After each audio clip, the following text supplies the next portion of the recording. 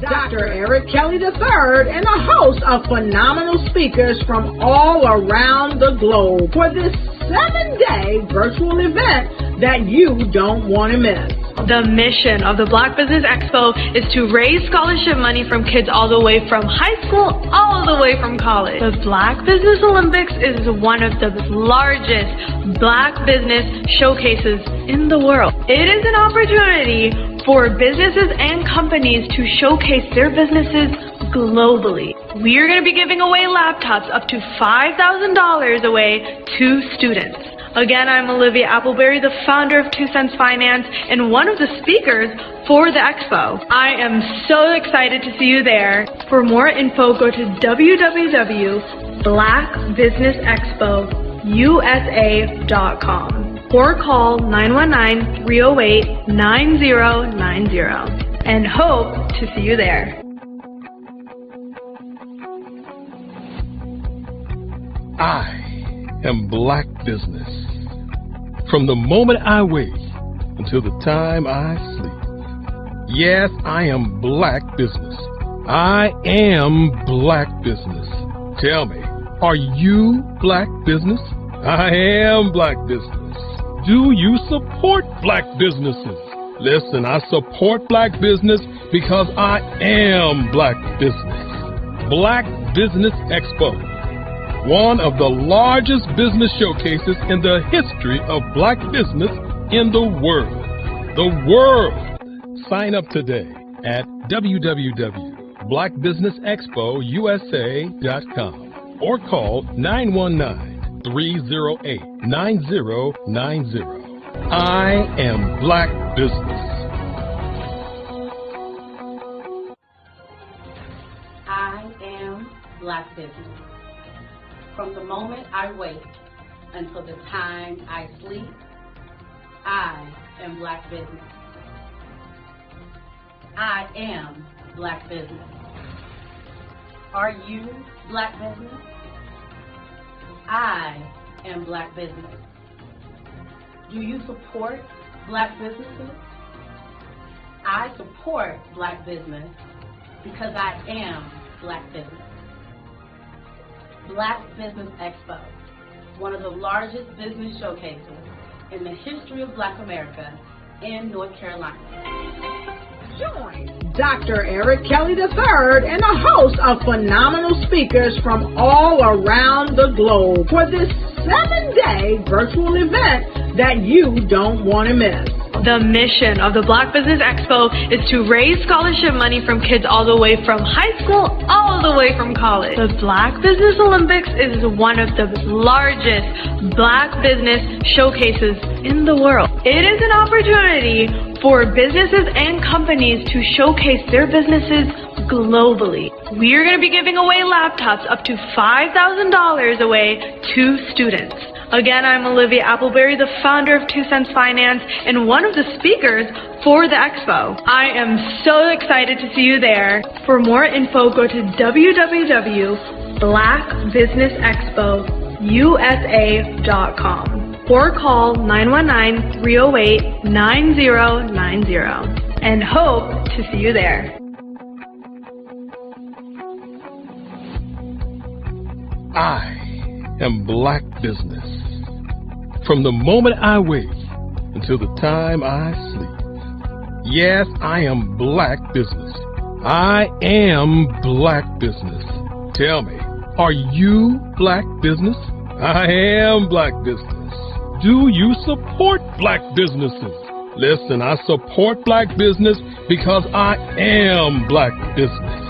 Black Business Expo, one of the largest business showcases in the history of Black business in the world.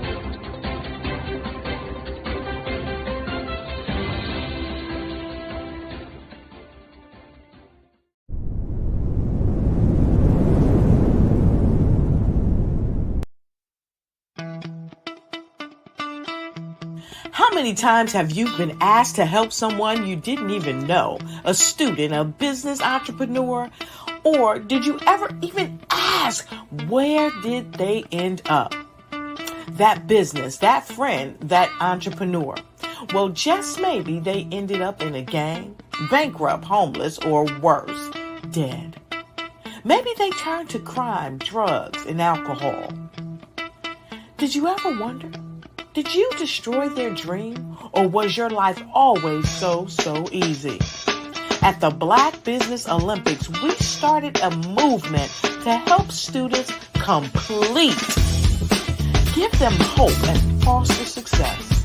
Help them to leave their dreams of providing laptops, computers, and up to $5,000 in scholarship funds. Today, we ask you to help a student, a business owner, or an entrepreneur to realize their dreams by sponsoring them, supporting them, and buying from them. Consider this. With $1.6 trillion in our Black community, we only ask for a small donation for our students, our businesses, and our entrepreneurs. And you can change a life today. So I ask you, what are you going to do? Sit on the sideline and watch our students in high school be leaving, miss out on their dream from lack of resources? Or are you going to donate to the movement and change their future and yours as well?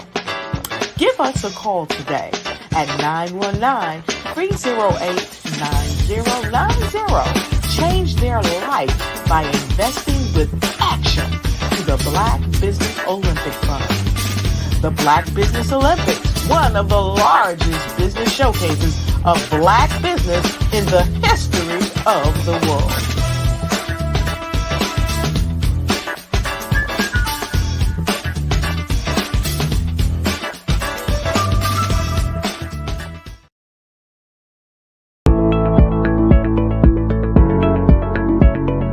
Prepare for what's coming and dominate in economic winter. Stand strong and thrive by showcasing your great products and services globally through the Black Business Network and Black Business Olympics. The Black Business Network has showcased over 2,000 companies with over $7 billion in sales each year.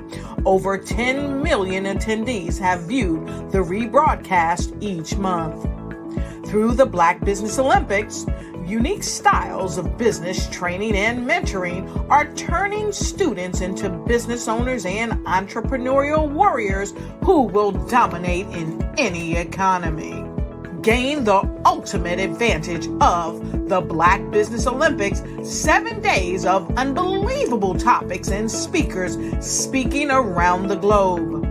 Donate your time and experience to provide expertise and scholarships to students worldwide and change the world.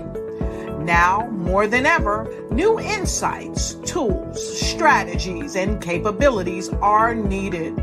This is your chance for a major presentation to the world.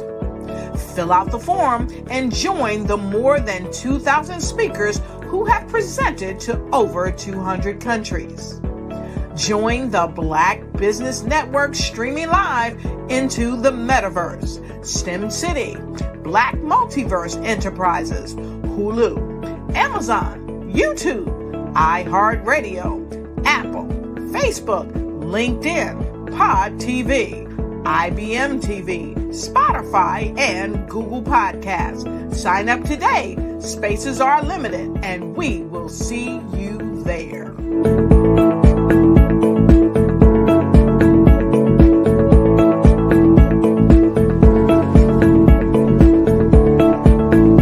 Over the past few years, we've seen the growth of existing and new initiatives focused on financial inclusion, building global networks, and reducing the wealth gap in response to the idea there's not enough seats at the table. Whether their outcomes are to increase the representation of Black executives on corporate boards, ensure an inclusive global economy, or to create new U.S. African commercial pathways, the strategies are often carried out by separate programs. The question is, should they be? With the continent of Africa being home to more than half of the world's fastest growing economies, the youngest workforce, over 400 companies generating more than $1 billion annually, 700 generating more than $500 million annually that are poised for growth, and being the destination of nearly $5 billion in venture capital in 2021. Diversifying U.S. and Africa commercial engagement by building bridges between African businesses and their U.S. diaspora should begin being seen as mutually beneficial. From helping to reduce Africa's enormous capital gap to catalyzing two-way trade opportunities, the COVID-19 global pandemic hopefully has taught us that global challenges and opportunities are more interconnected than we thought.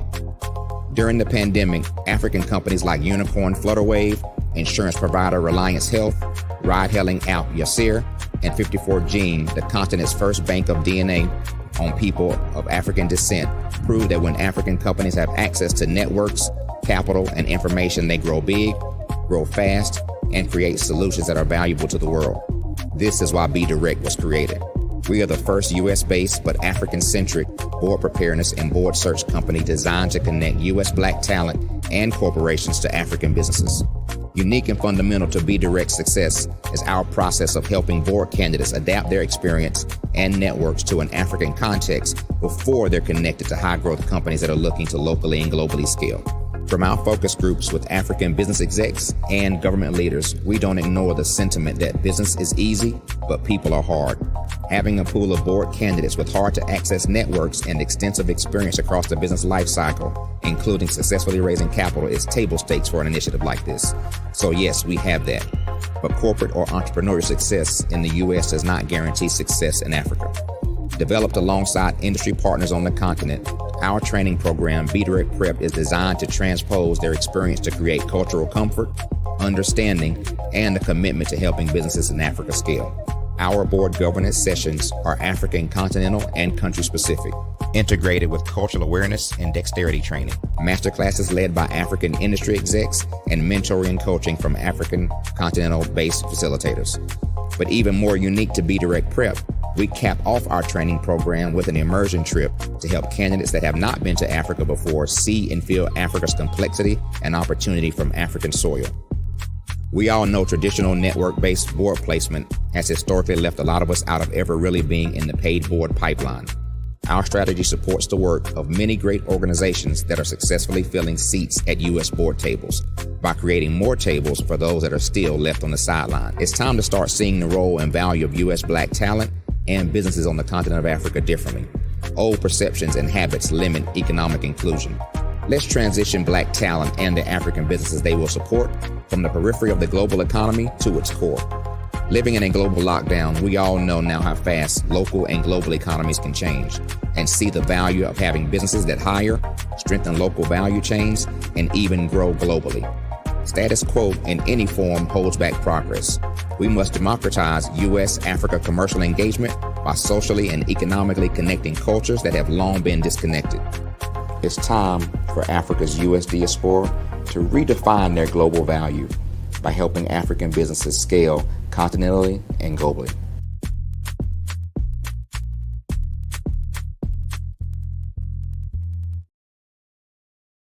I'm Ramon Ray, founder of Smart Hustle Magazine and smallbiztechnology.com.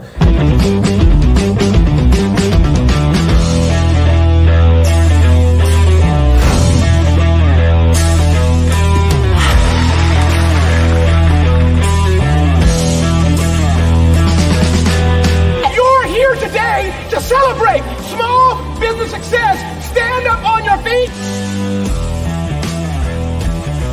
You rocked the house. Hey, thank you. It was amazing. Didn't we learn? For me, success comes from failure. One thing not to do is shake somebody's hand like this.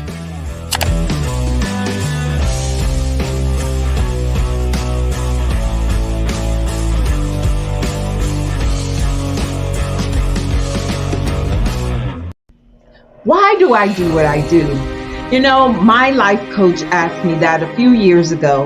And she said, Tony, what's your why? And I told her, and she said, girl, you've already accomplished that. Perhaps you need a new why. Hi, Tony Harris, Amy Hoydu with Say It Said Marketing, one of your students. And just wanted to say thank you, Tony Harris, for spending so much time with me and giving me that boost in my business that I so drastically needed.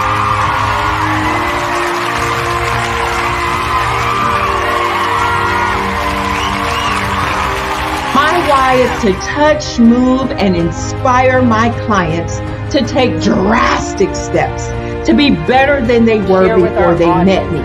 I'm a resource. I'm a connector. I want to help people build deeper relationships that are beneficial to their life and business. That's what I do best. So, first thing you got to do is show up. And speaking is a way to magnetically attract your ideal client to you. How many of you use social media that way? Absolutely. And this is how you look to the world. Drastic steps are the steps that are needed to be successful. And my business is drastic denotes a mindset. Getting out of your comfort zone. Doing something that you don't necessarily feel comfortable doing, want to do, but you know it's a necessary step to be successful in your business. I get the most satisfaction when I see my connections flourishing into relationships long after I am gone. Hi, my name is Jasmine Augustine with Media Jasmine, and I've joined several networking and referral groups in the area. And Network in Action Northeast Houston with Tony Harris Taylor is one of the best organizations that I've joined. I love that piece of what I do, and it is what fuels my fire.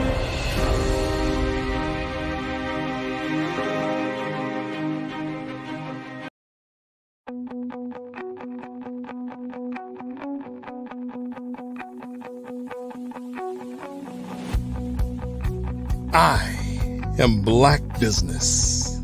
From the moment I wake until the time I sleep. Yes, I am Black Business. I am Black Business. Tell me, are you Black Business? I am Black Business. Do you support Black businesses? Listen, I support Black business because I am Black Business. Black Business Expo. One of the largest business showcases in the history of Black business in the world. The world! Sign up today at www.blackbusinessexpousa.com or call 919-308-9090. I am Black Business.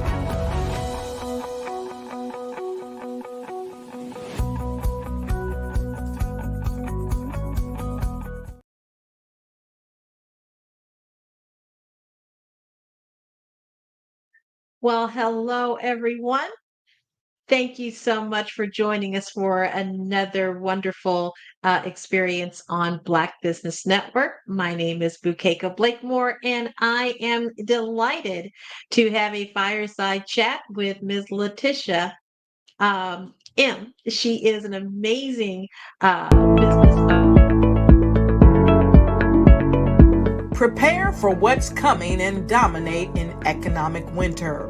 Stand strong and thrive by showcasing your great products and services globally through the Black Business Network and Black Business Olympics. The Black Business Network has showcased over 2,000 companies with over $7 billion in sales each year. Over 10 million attendees have viewed the rebroadcast each month. Through the Black Business Olympics, unique styles of business training and mentoring are turning students into business owners and entrepreneurial warriors who will dominate in any economy. Gain the ultimate advantage of the Black Business Olympics, 7 days of unbelievable topics and speakers speaking around the globe. Donate your time and experience to provide expertise and scholarships to students worldwide and change the world. Now, more than ever, new insights, tools, strategies, and capabilities are needed. This is your chance for a major presentation to the world. Fill out the form and join the more than 2,000 speakers who have presented to over 200 countries. Join the Black Business Network streaming live into the Metaverse, STEM City, Black Multiverse Enterprises, Hulu, Amazon, YouTube, iHeartRadio, Apple, Facebook, LinkedIn, Pod TV, IBM TV, Spotify, and Google Podcasts. Sign up today. Spaces are limited, and we will see you there.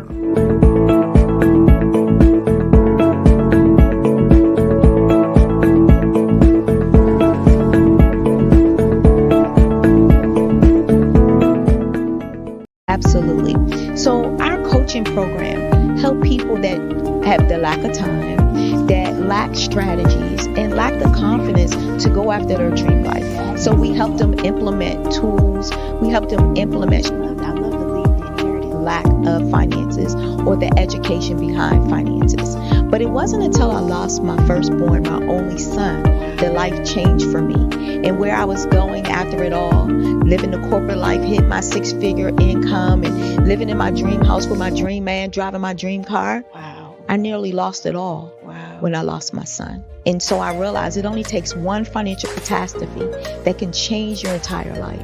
That's what made me start All New Beginnings. Because no matter what's going on in life, there's a new beginning. And because of that, we develop a program called Wise Minded. My little slogan is, don't just dream it, let's live it. If they want to connect with you or work with you, what is the best ways for them to be able to do that? Well, for my social media guru, you can connect with me on every single social media platform as Tanya T. Morris.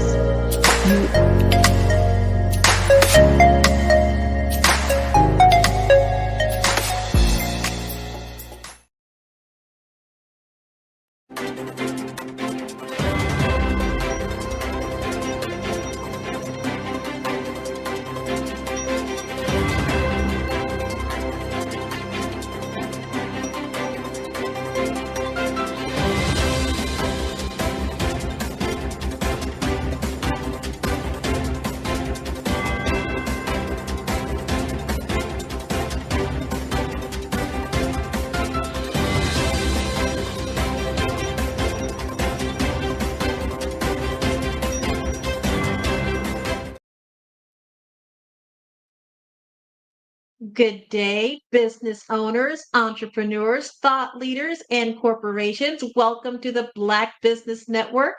My name is Bukeka Blakemore. I am your business moderator for this session, the Black Business Network. The Black Business Network is a 24-hour business network showcasing Black businesses, Black business owners, entrepreneurs, and thought leaders worldwide. We have speakers from North Carolina, London, Singapore, Africa, Japan, and cities all over the United States. The Black Business Network is a global community sharing its business knowledge to empower, inspire, and educate businesses about business. And so today we have the pleasure of having an amazing presenter, the Letitia M. Agency owner. Is a travel agent, entrepreneur, business strategist. She is a marketing guru, author, and now travel agency owner. Letitia McDougall has over 20 years experience that expands over dozens of industries, known to most as PJ CEO. But Letitia has been featured in magazines, talk shows, and as a speaker at events across the country. Launching May, We Help You LLC in 2004 in New Jersey. She offered contracts with the city of Newark, the Welfare to Work program statewide, Marriott hotels for employee sponsorship, and a host of other contracts from small business owners throughout the tri-state area. One of the things she is most proud of is hosting the application sessions, which the community has allowed to attend for free to learn how to become interview ready. So thank you so much for being on Black Business Network. How are you today? Wonderful and excited to be here. How are you today? I am absolutely wonderful. So glad to see you. You have such a beautiful smile. So glad Thank you're here. you. Ah, okay. Well, we've got lots of questions for you, dear. And the first question for you is, what inspired you to start your own business, and what was your initial vision for it? Absolutely. So, starting a business can be exciting, can be scary, can be all of those different things. And I really wanted to jump into business. Most of my family are entrepreneurs. A lot of them, I should say, are entrepreneurs, or serial careerists, right? Have worked for the same company for 30, 40 retiring years. So, that mission to serve, to help to build up has always been within me because I've seen it throughout my whole family.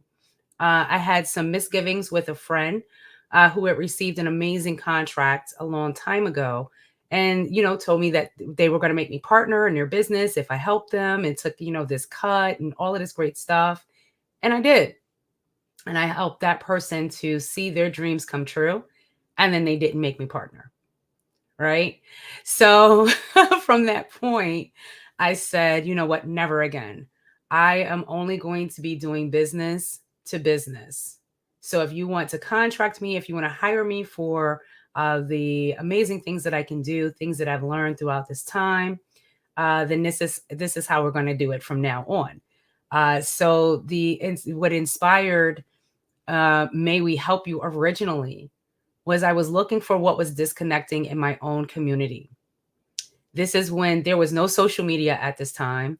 So this is when, in order to get in front of a new audience, you had to have a website. You had to have some kind of online presence, something digital.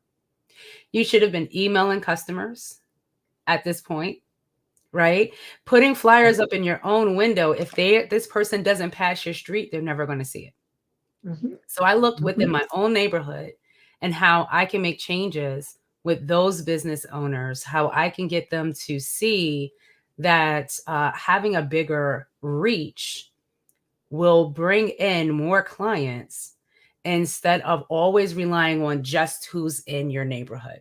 So that was Yeah. actually my first kind of dip and dive into networking and branding for others. And I've been doing it for over 20 years ever since. That's amazing.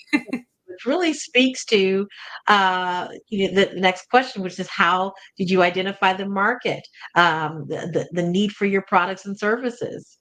Absolutely. So back at that time, marketing and branding, as I stated, was not something that was easily obtainable for most small to medium sized businesses. Most of these marketing firms, they don't look at clients unless they're getting at least what, 3, 5, 10,000 or more. And so when you are looking at someone who's just trying to get out of a drying state, just trying to get past the holidays when maybe their shop isn't holiday specific, right? You want to be Right. able to kind of help those people in a different light. So I came in and I had to think to myself, what is it that I need to make sure that I survive monthly, but can still be able to provide a service at cost for some of these business owners? So I talked the business owners at that time into collaborating into same ads so that it can save the cost. So if this ad is going to cost us this much, if we hybrid it, and you see it now, it's so popular now. You'll see a toilet brand company now partnering with the pizza store. So, like cleaning up that mess, right? During during football season. So now you see so many of these multi-million dollar companies sharing ad space. And this is something that I came up with back in 2004, 2005, 2006, just trying to help people in the community to be able to, have these affordable things. So it was really interesting to see now where that has come from. I am also a travel professional. And so that is also a need that I saw and decided it's something we need to fill. Absolutely, absolutely. So, what has been the most challenging aspect of running your business? I would say not giving away things for free. It's hard because when you get to know your clients, and you get to understand what it is they need. You want to be, again, if you're somebody who is in service, you want to always be in service. You always want to help. And so I find myself sometimes too in love with the people I do business with. So, but honestly, I think the hardest thing is always staying on the curve of the market. So as for someone like myself, I'm constantly doing research. I'm seeing what's popular, but also trying to stay away from things that's oversaturated. I don't want it to convince my clients to do something just because millions of other people are doing it, because once millions of other people are doing it, where does it make your brand stand out? You're already a small business. You're already in a small market. We're just trying to grow you, and we don't want to do that without authenticity. So I would rather that business always being able to reach out to their market and those around that market than to try to worry about a global reach when they may not have a product that is globally ready. So always just, I think the hard thing is just making sure to look at each client as a person, their business as their legacy, and something that they're probably trying to pass down and get ready for their children or grandchildren, not as what is everyone else doing and let me just fit them in this niche. So, as someone who deals with a lot of different brands and different industries, the first thing I have to do is research that industry before I build that website, because I want to make sure that the things that I'm putting in this website for you is very relevant to your niche, to your industry, and to the clients you're trying to be in front of. So, just always staying ahead of the curve, always staying educated and trying to stay positive. Wow. Well, that is so inspiring. I guess, how do you approach decision making in those high pressure situations? Well, you know what? The first thing is you're vetting me, right? To see if I am the company you want to work with. Am I going to do what you need me to do? Am I going to be professional? Am I going to be timely? Well, guess what? I am also now vetting you. So these are things that I wasn't doing before, right? I was grateful for having that next client. I was amazed at the growth of the business. But then sometimes I would get with business owners who would pay me, but they're not ready. So if you're not ready to get started and I'm ready to get you started, what's going to end up happening? You're going to end up paying me for 2-3 months, and you're going to go and tell people I didn't do anything for you. But the bottom line is you weren't ready. So I have to wait for you to give me information. I have to know where your direction is. When I send you things, I need you to be ready to approve them so that we can move on with these projects.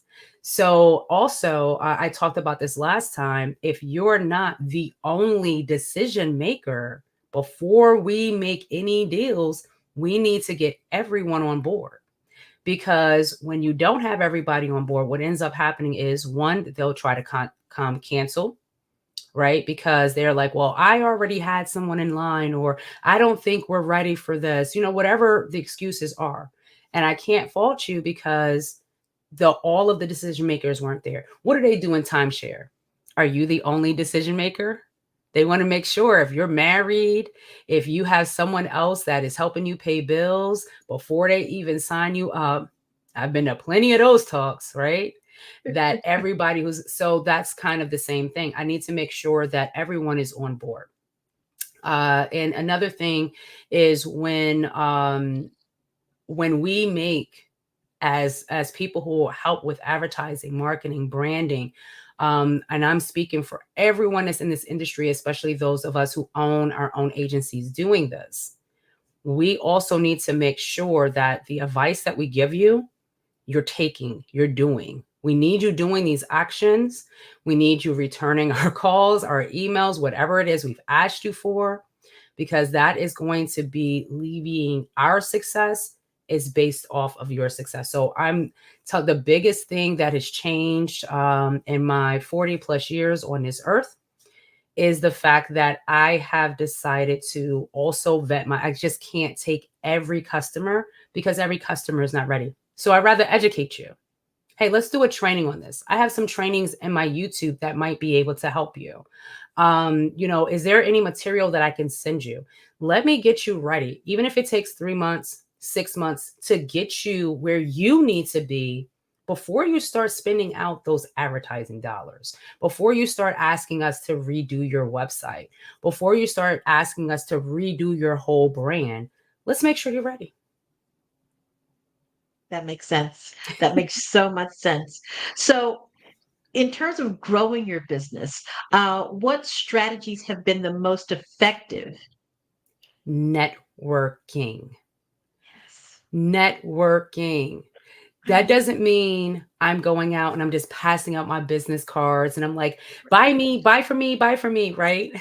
No. Right. Going out there and actually making real connections, actually Yeah. asking other people, I do this for a living. How can I help you? So sometimes, when you go to just regular networking events, right? It might be a dinner here, a networking event there. It's harder to make connections. They're great. Sometimes you might be in a room with hundreds of people, but when you join networking groups, that makes the difference. And that has made the difference for me. I say this because when I first started May We Help You, I was in New Jersey. Pretty much I said that I dealt with the businesses, the community, my family and friends. I had instant tap in. But when I moved to Virginia, I didn't have that instant tap in. So I had to start going out, meeting businesses, networking with them, building them up. So now they're taking me everywhere they go because they're super excited about what I've been able to do for them. And now I'm gaining my clients from my members. So my last move, my husband accepted a promotion and we moved to West Virginia. And so I'm in a busy area here in West Virginia. And thanks to the networking groups that I've been able to join here, specifically Black-owned business community. At the time I joined, they were Black-owned in Berkeley County, but the growth of that network in just a few months that I was a member has now changed to Black-owned business community because we're also accepting virtual memberships. We have members now way outside the county. We have members in Hagerstown, Maryland, and Frederick, Maryland. So hi, BOBC members. And we take each other everywhere.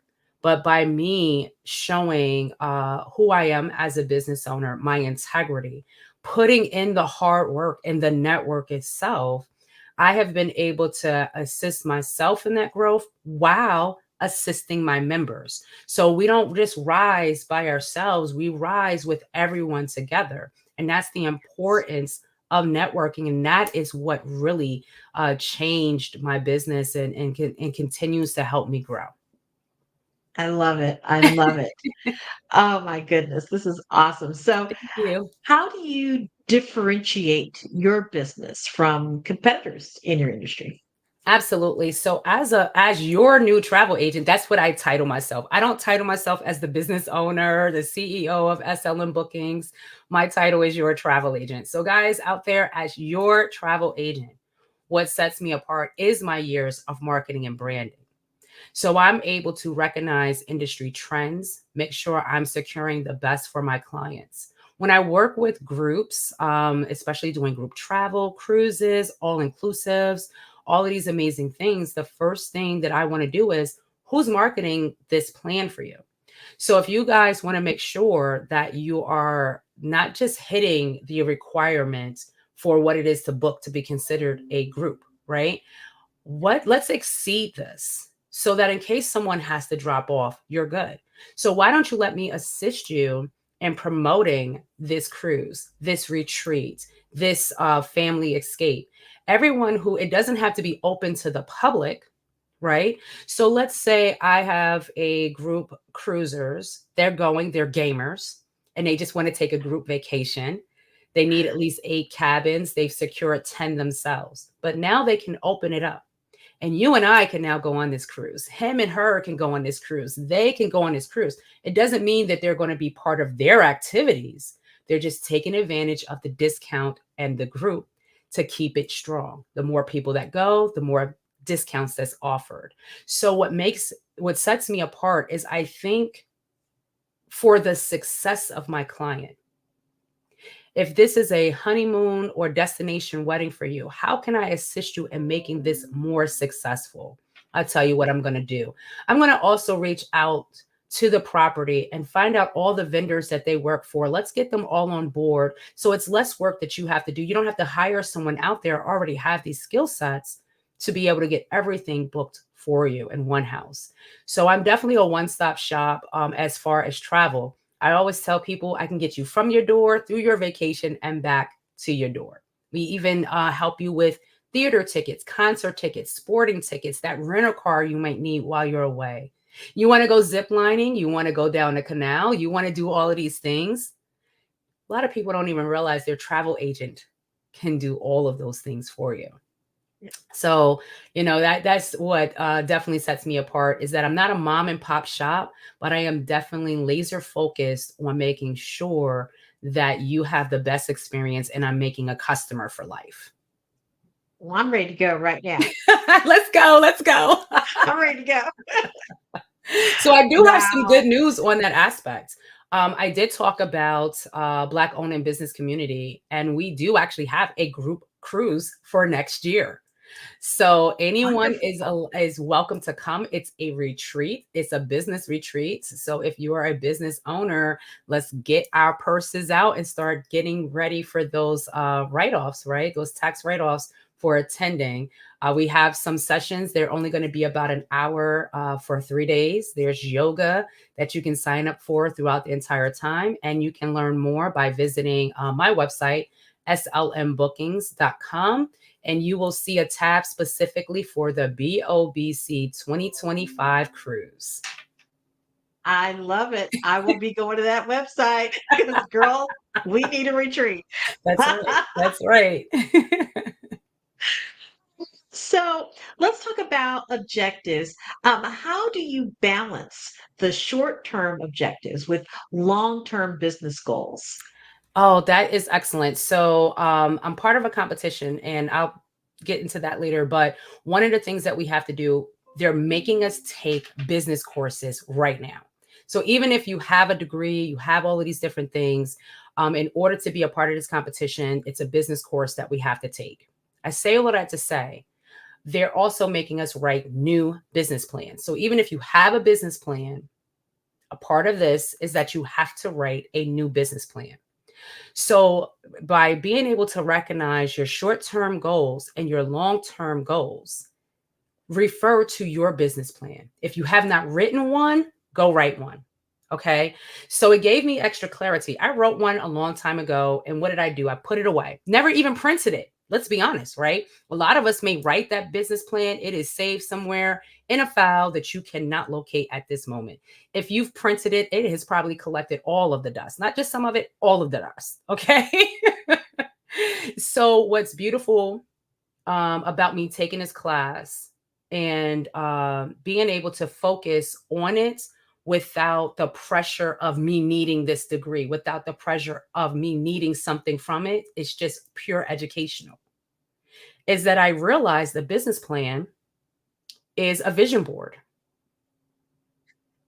right? So in a vision board, you see your short-term goals all the way to your finish line, where it is you need to be and how you want to be there. Some people's vision boards are on multiple boards because it goes through different stages. So is your business plan. Some people's vision boards talk more about the middle part of where they're trying to, how they need to get there, the clients that they need. It has all of these different things that you might need. So does your business plan. So one of the things that one of the instructors had told us is keep your business plan handy. Look at it sometimes once a month, especially when you're within your first 2 years. You want to constantly be looking to make sure, am I still on track? If something no longer is relevant, then it needs to be edited, right? So that it is keeping up with it. So that you're going from, this is how I started, this is where I started, this is where I kind of want to be, to my 3 months, my 6 months, my year, and now where am I 5 years? And if any time you're not where you need to be, you have this blueprint that you have already created to help get you back on track. So I was not doing that before, but that is how I'm going to be doing that now. And so that is why I wanted to give that as advice, because after learning about what a business plan could be for me, it can always be something that's going to get you through your short term and past your expectations. I love the fact that you're sharing the journey that you've been on. That's so important. What role does technology play in your daily operations of your business? Everything. It plays every part, every aspect. Because of the fact that I am a website designer, and I'm always creating new brands, or revamping people's brand for them.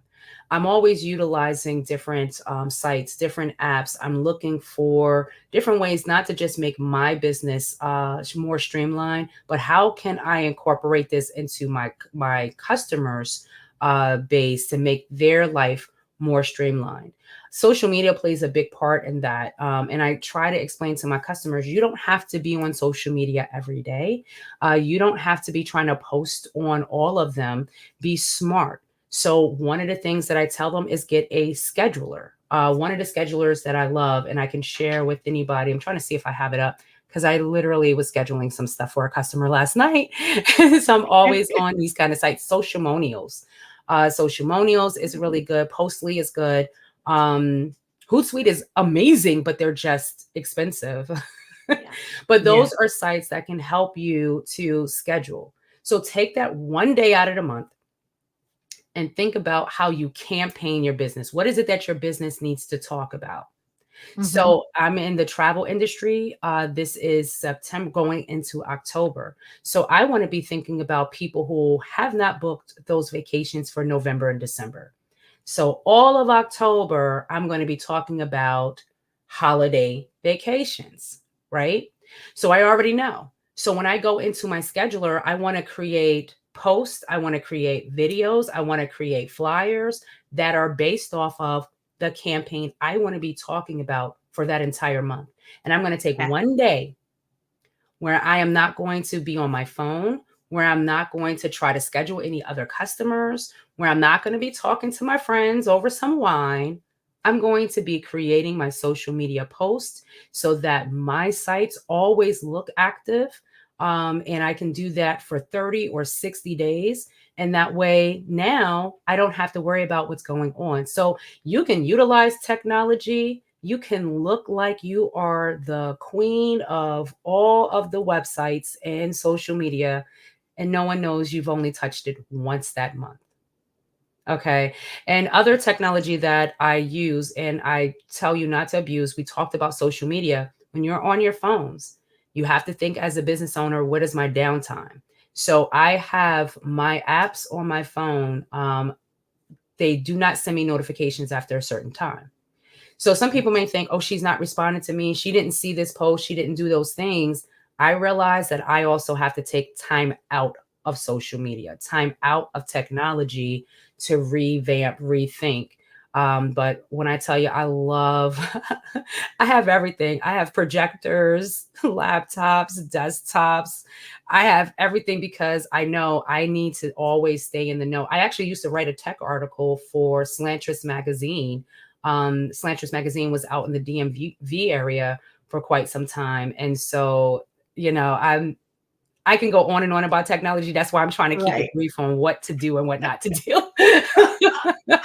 Well, I'm definitely going to look up those like Socialmonials. Yeah, that's a really good one. And I actually have links for that, affiliate links where you can get you pay one time. And I love this aspect of it. So instead of paying monthly for this service, I've seen some that have been as low as $10 a month. But this social modials, you can pay one time $80 for the lifetime. Awesome. And have up to 30 social medias engaged on that platform. Well, you dropped a nugget right there, sister. You really did. That was awesome. Well, here's another topic because I think a lot of people are even afraid to touch it. But how do you manage the financial risk when you're pursuing growth, when you're pursuing growth opportunities? It's scary. It's scary. If you don't have, if you haven't worked and built up a lot of your own capital, if you don't go out and seek capital from a bank, a loaner, or a lender, you are really taking a chance with your own dollars that can sometimes bleed into the bills you're supposed to pay, the food you're supposed to buy, your mortgage. You know what I mean? So it can really be a scary world out there. So the things that you want to do when you're thinking about the financial, especially if you're a startup, if you're just getting into this, or let's say you've been here for 2 to 5 years and you're constantly the one pouring into your business, look at what matters and what doesn't matter. I know that doesn't make sense, right? Because you're like, well, Letitia, if it doesn't matter, I wouldn't get it. No, because sometimes we take unnecessary advice from other business owners and where they are, and they tell us, well, you need these products and services to get to where I'm at. That's not always necessarily the case. So when you have to think about your business finances, you have to look at it every month to your specific needs for your specific company, for your area. Is it something that I can cut out this month that I can grab back next month? If I get this amount of customers, don't always, we always want to reinvest back into our business, but also be reinvesting back into your savings. Okay. True. My first time around with May We Help You, I kept reinvesting back into my business, not into myself, not into my savings. So what do they tell us? If you sell a product or service, you're supposed to divide it by 3, right? You're supposed to divide it by when somebody pays, when you're thinking about what a price should be, it should be, how much did this cost me? How much is it going to cost me to reorder it? And how much am I getting out of this? So if this product cost you $20 to make, if in your time, if it's like me, right? Some things don't cost me product, but it costs me time to create. So if it takes me this and I feel like my hourly wage is this, so I'm going to charge this. Plus, I need to be able to put it back into my business. So I'm going to charge it twice. Plus, I need to put it in my savings because I need to be paying me. So now a product that might have cost $10, I'm going to charge you $30 for, because I need to be able to reissue the same product. I need to reinvest in this product and I need to get paid. Right. So when you're thinking about what you're doing with your finances, make sure, one, you are paying yourself and you are reinvesting in yourself. Those are 2 different things. Some people think, well, I paid myself, that was the investment. No, because now if 6 months from now, your business needs extra money, you have been building money off of the product or service, not your payroll, not what you are paying yourself. Again, that's something I wasn't doing. I was just so happy to have clients. I was giving away the house. Other people are charging $150. I'm like, I will charge you $50. Why am I cutting myself short $100? True. I can still charge you maybe $125, giving you a savings. Mm-hmm. But why am I so, and this is the mistake that people who are, I would say, under business, that don't have that instant customer, don't have that hot product that everybody is going to just go and automatically buy. Those are kind of some of the mistakes that they make. So the only thing I can say is when it comes to your finances, know what you can lose, but always make sure you're paying yourself and your business separate. Those need to be two different incomes coming in. Yeah, makes total sense. Total sense. So what's been the most rewarding aspect of being a business owner for you? Being able to give back whenever I want, being able to wake up whenever I want, being able to go on vacation whenever I want, but being able to give back whenever I want. So I have built websites for people for charity reasons. I have done social media, rebranding, marketing. I have gone out and shown up at events and live broadcasted them to help them get the attention that they may need. And in return, I get followers and customers for life. So the most rewarding thing that you can do is not always get paid for what you do, but don't be afraid to help others with what you do in service. So that has honestly, I think, been the most rewarding aspects of me, not just being in marketing branding, but even in the travel industry as a trainer and a mentor, to be able to be in service. Absolutely. That's beautiful. So how do you stay adaptable and responsive to those market trends that you talked about earlier, the changes that happen? Absolutely. So let's say in my case, if I have somebody I know that has a fast-paced business, the travel industry itself is a huge fast-paced business. So some of the things that I'm going to make sure that I do is keep alerts on for things that I'm looking for, especially if it's alerts for travel. I find that what happens today can be different tomorrow. The charges today are definitely going to be different tomorrow. But the huge aspect of what I see for my clients and being able to keep up with those trends is how their customers are responding. Is something that was popular for one of my customers still popular with their customers today? And if it's not, why? So let's do the research together. What's changed? Has the product itself lost its vigor? Has the price now exceeded what someone is willing to pay? And maybe we need to find something to replace it. So just always making sure that I keep up with what that customer also needs so that we can make sure that they are staying relevant in the game. Wow. Well, I just want to thank you so much for being on Black Business Network. Tell everybody how we can get in touch with you. Absolutely. So you can definitely find me at slmbookings.com is my website. You can find me on blackownedbusinesscommunity.org, blackownedbusinesscommunity.org. You'll see me there on the page for leadership. Also, you'll see SLM Bookings as one of the people in the directory. And if you want to become a member, we definitely have information on the site for you to become a member there as well while we're celebrating Black Business Olympic Week. So definitely come and check us out. Awesome. Well, again, everyone, we've got Letitia M at with agency. We want to thank you so much for being here. And remember, everyone, genius is common.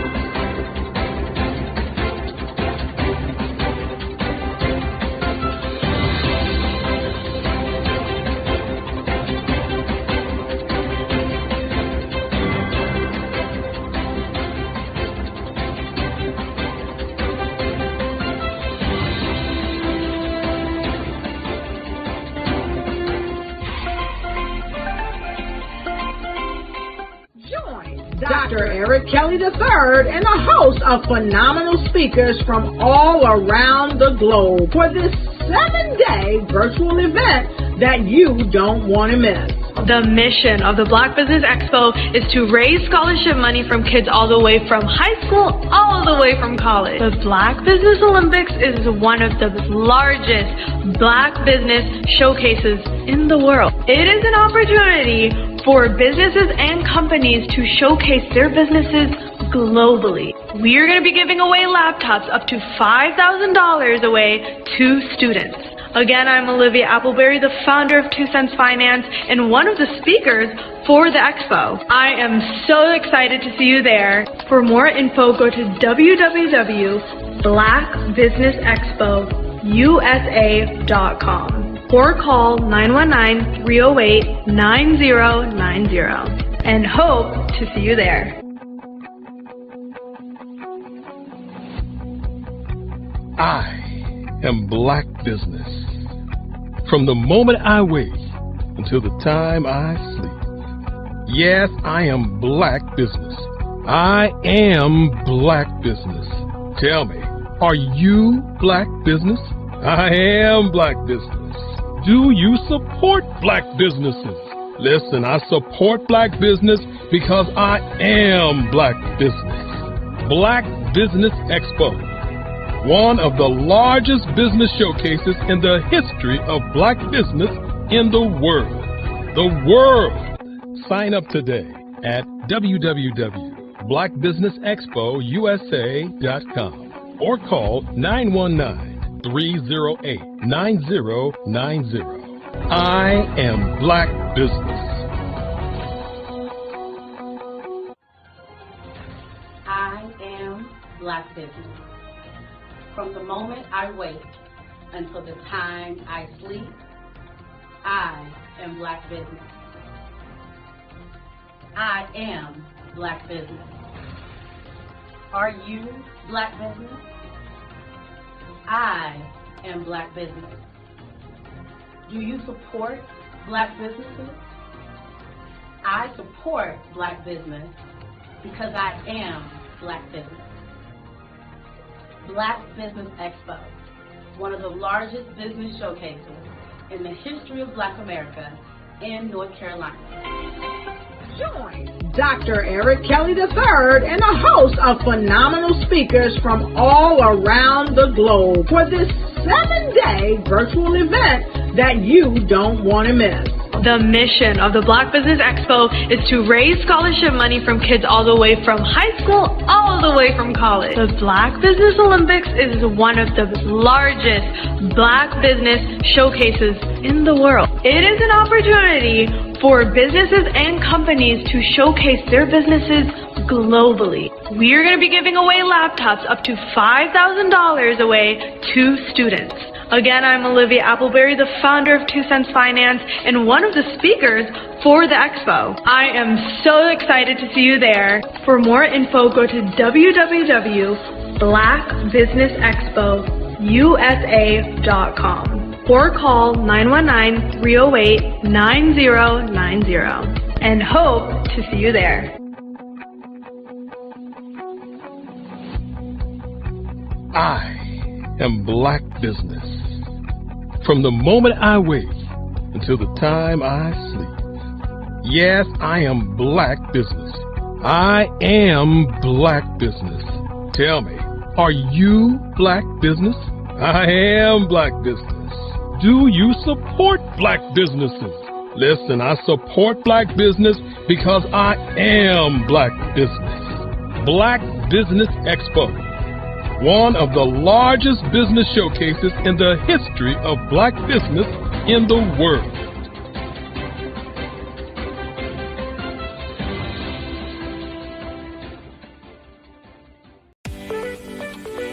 You are in the right place at the right time. The Black Business Network opens again for its Black Business Olympics, a 24/7 broadcast on business, strategies, global branding, social media marketing, finance, advertisement, and much, much more. Featuring the top, most powerful entrepreneurs and speakers and thought leaders from all around the world as they gather together for this phenomenal event.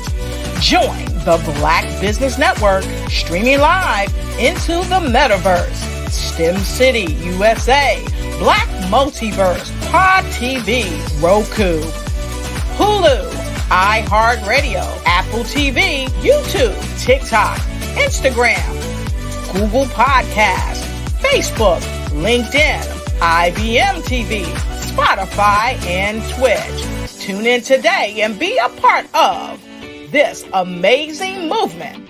The Black Business Olympics welcomes you.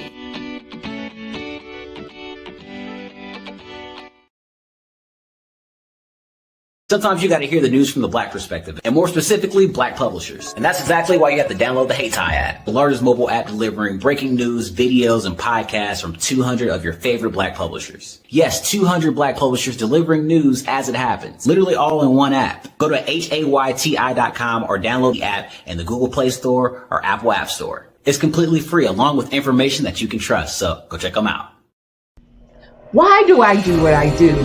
You know, my life coach asked me that a few years ago, and she said, Tony, what's your why? And I told her, and she said, girl, you've already accomplished that. Perhaps you need a new why. Hi, Tony Harris, Amy Hoydu with Say It Said Marketing, one of your students. And just wanted to say thank you, Tony Harris, for spending so much time with me and giving me that boost in my business that I so drastically needed.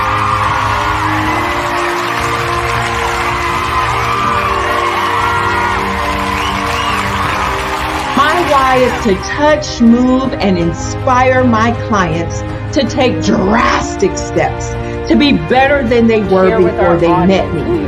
I'm a resource. I'm a connector. I want to help people build deeper relationships that are beneficial to their life and business. That's what I do best. So, first thing you got to do is show up. And speaking is a way to magnetically attract your ideal client to you. How many of you use social media that way? Absolutely, and this is how you look to the world. Drastic steps are the steps that are needed to be successful. And my business is drastic denotes a mindset. Getting out of your comfort zone. Doing something that you don't necessarily feel comfortable doing, want to do, but you know it's a necessary step to be successful in your business. I get the most satisfaction when I see my connections flourishing into relationships long after I am gone. Hi, my name is Jasmine Augustine with Media Jasmine, and I've joined several networking and referral groups in the area. And Network in Action Northeast Houston with Tony Harris Taylor is one of the best organizations that I've joined. I love that piece of what I do, and it is what fuels my fire.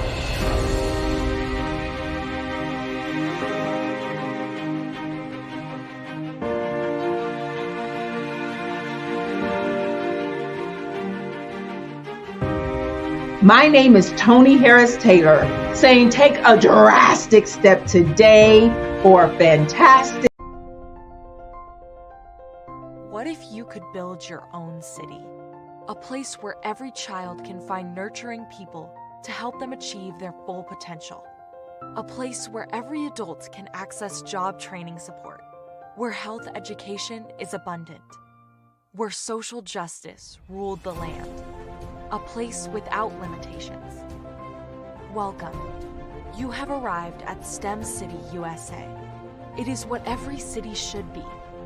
A safe and trusted community where you find people and resources to help you become everything you are and beyond.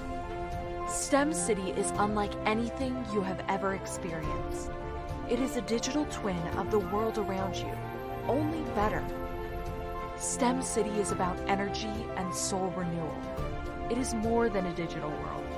You can almost feel the power of live cultural events, music, and theater.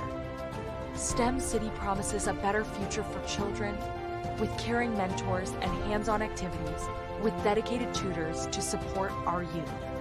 STEM City is your passport to a healthy lifestyle with weekly events addressing our community's many issues. STEM City is your financial well-being, with helpful information on wealth management, career advancement, job training, and so much more. STEM City is the community you deserve. It is the city where your dreams can come true.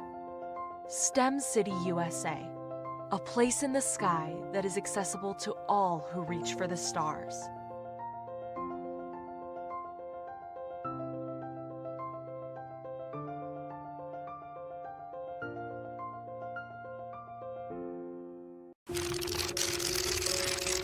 Bravery is not the absence of fear, but the ability to overcome it.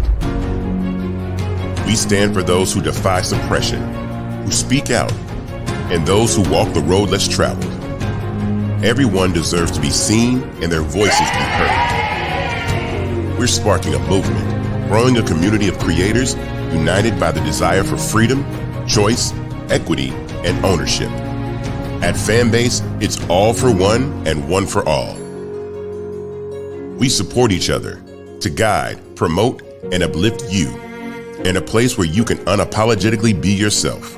A place where your voice, ideas, and creativity are not just welcomed, but celebrated. We are Black founded, minority funded, and supported by a diverse, inclusive, powerful community that believes in the strength of authenticity and individual choice. Regardless of success or background, we welcome you, the marginalized, the underappreciated, the successful, the superstar. We're for all who seek a space to express themselves freely, where they are rewarded for being their authentic, true self. We transcend labels because only we have the right to define ourselves.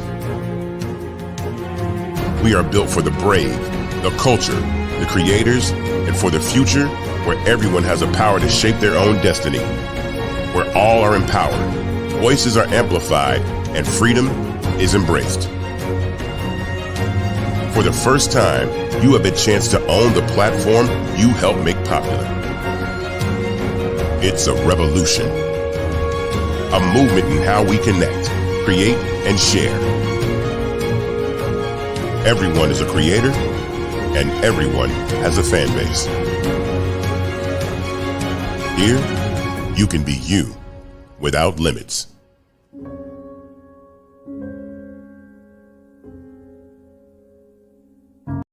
Greetings. I am Grant McGall, the CEO and guide behind 5-Star BDM, your sanctuary for business transformation. Here, enterprises are reborn through the harmonious synthesis of strategy and state-of-the-art technology, all under the illuminating embrace of artificial intelligence. My journey is fueled by an unyielding passion to unlock the boundless opportunities embedded within technology. Here at 5-Star BDM, we intertwine with the quintessential values of our clients, meticulously crafting roadmaps that resonate with precision, adaptability, and harmony. We relish addressing challenges, transforming them into stepping stones and guiding organizations to ascend to new peaks by leveraging avant-garde solutions. Our Follow the Brand podcast series is a convergence of pioneering thoughts and groundbreaking ideas, where industry luminaries and revered guests unravel the multifaceted tapestry of technology and innovation. Diving deep into the core of operational essence, we at 5-Star BDM orchestrate swift and transformative changes, refine processes, and amplify customer experiences, all through the eloquence of AI and digital mastery. In synergy with our value partners, we marry technology, tenacity, and creative intuition with ensuring every encounter. I'm Ramon Ray, founder of Smart Hustle Magazine and smallbiztechnology.com.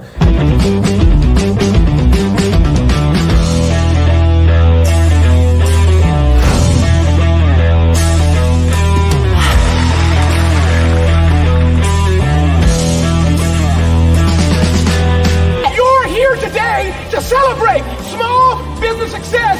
Stand up on your feet. You rocked the house. Hey, thank you. It was amazing. Didn't we learn? For me, success comes from failure. One thing not to do is shake somebody's hand like this.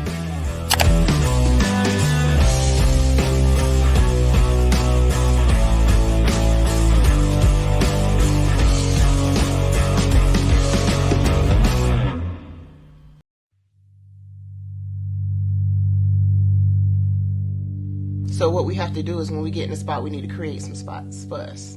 That's the main thing. We need to be able to be in a position where we're able to create those spots for us. For me, being an entrepreneur, I'm not just going to get a business and then leave you sitting high and dry. If you ask me some questions about entrepreneurship, I'm going to give you as much as I've received. I've seen people who made it, and then when you ask them, it's like, okay, now you have to pay me for the information, the same information I got for free. We probably in totally different cities. There's no way that we're going to bump heads or anything. We're not competing. Bring me up with you. And so I just think that whatever education that I have, then I need to be able to give that to my own as well. So create the spots. You can create the spots when you get there.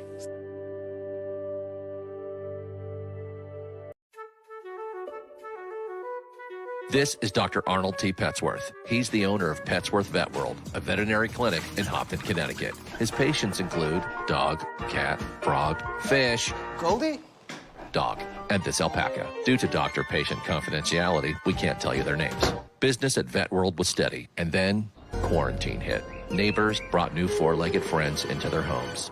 Bunnies. Bunnies everywhere. Dr. Petsworth welcomed these new patients with open arms. The only problem? There were more appointments than he could manage. That's when Dr. Petsworth turned to his American Express business card, which offers spending potential that's built for his changing business needs. He decided to hire a new assistant, Julio, and with spending power built for business purchases, he used his card to furnish a new exam room. Together, Dr. Petsworth, Julio, and American Express Business made sure all the pets of Hopton got the love and care they deserve. And everyone was happy. Get the card built for business by American Express. Bravery is not the absence of fear, but the ability to overcome it. We stand for those who defy suppression, who speak out, and those who walk the road less traveled. Everyone deserves to be seen and their voices be heard. We're sparking a movement, growing a community of creators united by the desire for freedom, choice, equity, and ownership. At Fanbase, it's all for one and one for all. We support each other to guide, promote, and uplift you in a place where you can unapologetically be yourself. A place where your voice, ideas, and creativity are not just welcomed, but celebrated. We are Black founded, minority funded, and supported by a diverse, inclusive, powerful community that believes in the strength of authenticity and individual choice. Regardless of success or background, we welcome you. The marginalized, the underappreciated, the successful, the superstar. We're for all who seek a space to express themselves freely, where they are rewarded for being their authentic, true self. We transcend labels because only we have the right to define ourselves. We are built for the brave, the culture, the creators, and for the future where everyone has the power to shape their own destiny, where all are empowered, voices are amplified, and freedom is embraced. For the first time, you have a chance to own the platform you helped make popular. It's a revolution, a movement in how we connect, create, and share. Everyone is a creator, and everyone has a fan base. Here, you can be you without limits.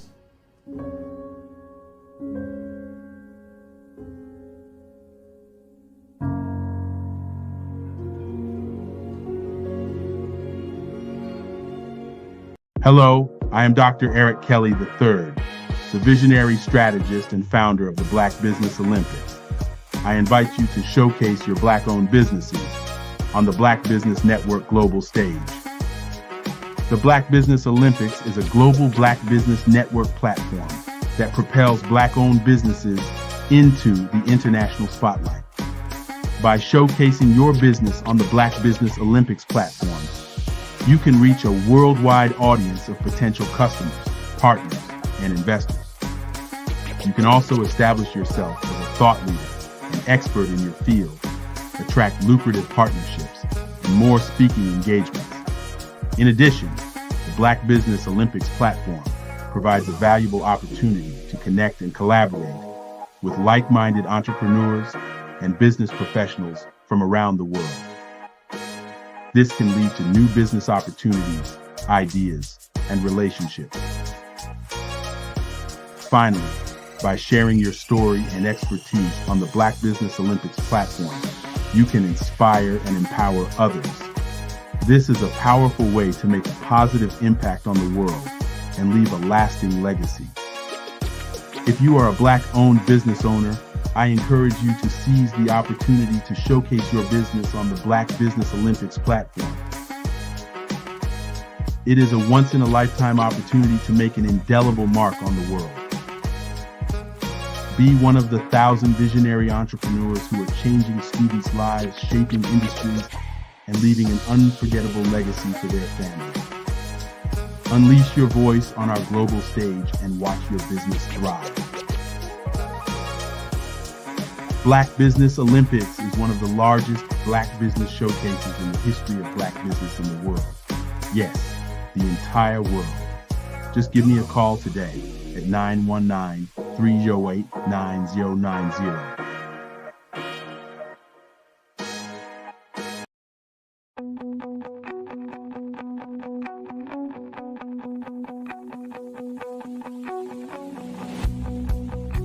I am Black business. From the moment I wake until the time I sleep. Yes, I am Black business. I am Black business. Tell me, are you Black business? I am Black business. Do you support Black businesses? Listen, I support Black business because I am Black business. Black Business Expo, one of the largest business showcases in the history of Black business in the world. The world! Sign up today at www.blackbusinessexpousa.com or call 919-308-9090. I am Black business.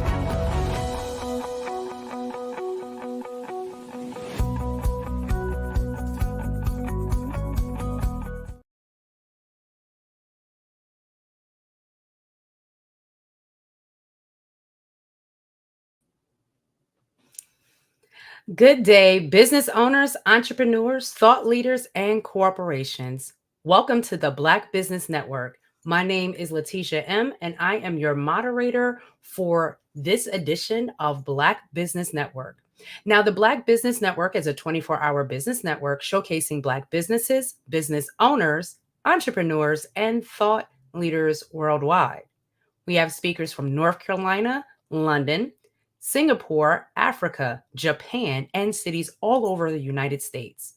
The Black Business Network is a global community sharing its business knowledge to empower, inspire, and educate businesses about businesses. Now, we'll be doing a fireside chat with Margie McLean, a special friend to the network. Margie McLean, MED, is a dedicated counselor, educator, mentor, and community life coach with over 20 years of experience in empowerment and leadership workshops.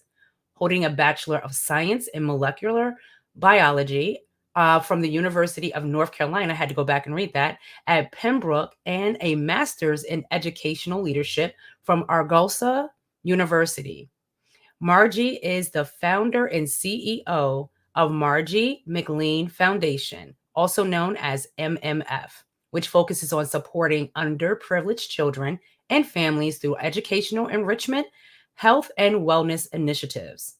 Since 2009, she has organized empowerment events for women and girls, including the Girls Empowerment Leadership Summit, also known as GEL, and the Davies Empowerment Retreat. Margie started the Ladies of Quality Mentoring Program, LQ, in 1992, advocating for young women's leadership and education. Recognized as a 2014 Who's Who by the National Association of Professional Women and a 2016 Trailblazer by Pure Potential Incorporated. She is currently a global ambassador and regular speaker for Black Business Expo USA. Margie's motto, leaving no one behind, embodies her commitment to overcoming obstacles while uplifting others on their journey. Ladies and gentlemen, I present to you Margie McLean. Hello, Margie, and how are you today? Hello, how are you? I am doing fine, and it's just great to be back with the Black Business Network. It's been a You long are time. so impressive. I'm loving your bio, and I know that this is going to be a great conversation for people to tune into. So why don't we get started? I'm ready. Excellent. So what inspired you to pursue a career in counseling and education, and how has your personal journey shaped this approach? You know, what has helped me become a counselor and well, I would say a mentor and an educator is when I first started working in the community, I saw a lot of our young future leaders, I would say. They were lacking mentorship. And so I decided to become a teacher to make a difference in the lives of our youth, as well as a mentor, which I started Ladies of Quality with a couple of other ladies in my high school. And I decided to bring it with me when I became a teacher.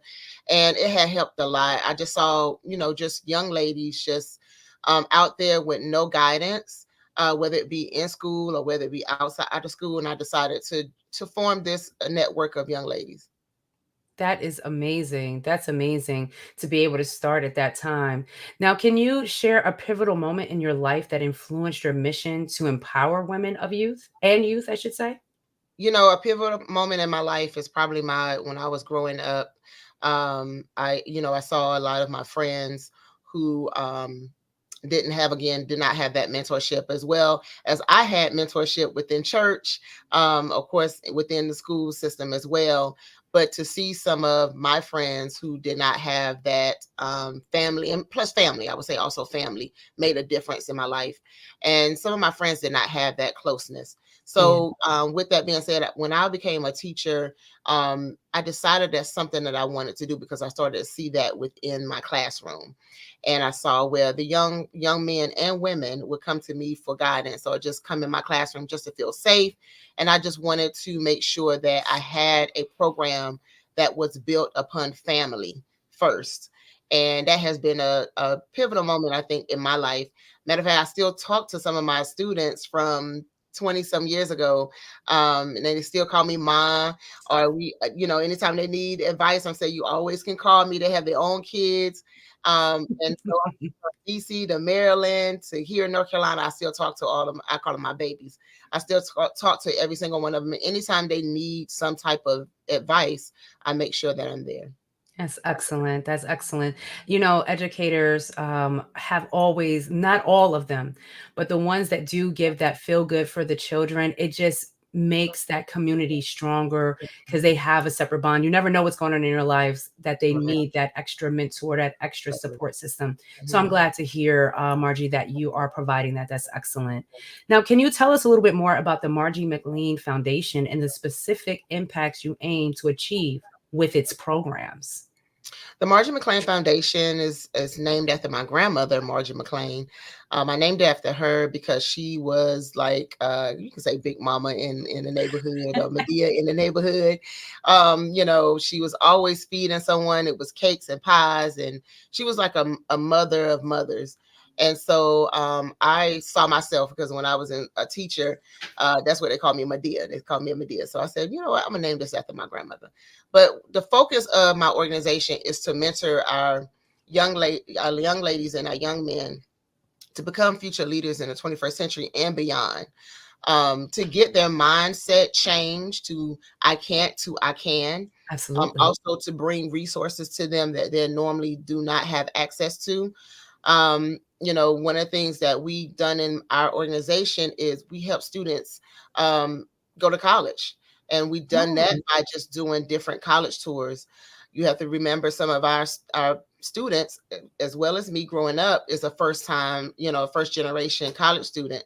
So their parents really don't know the access or even think about it.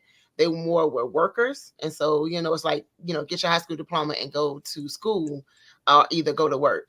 So what I wanted to do was to start having our kids to think about it early. Even in middle school, we started doing college tours. And it was just felt good to have one young lady come to me and say, hey, because of that, I never thought about going to college until I went on these college tours and saw college. And she has graduated. I came back to see her.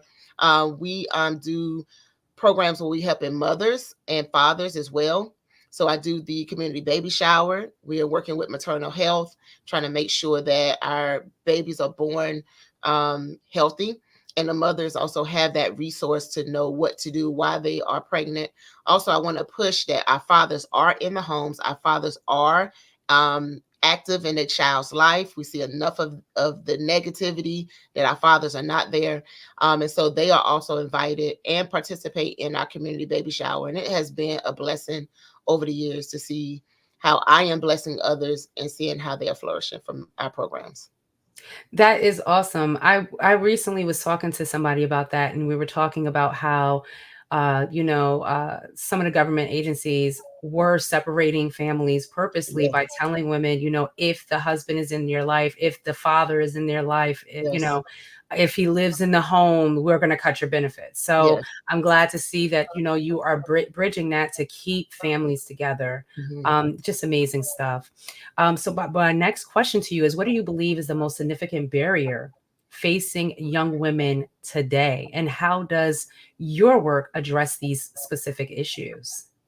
I think the biggest barrier is reality TV. I would have to say. Say it again. Say it again. Seeing some of the things that, of course, now I love watching my reality TV shows, but after a while, lately I've just seen where it's just strictly negative, where you see women fighting against each other on every show, and now it becomes a little tiresome. And so now this is how our young ladies are seeing themselves.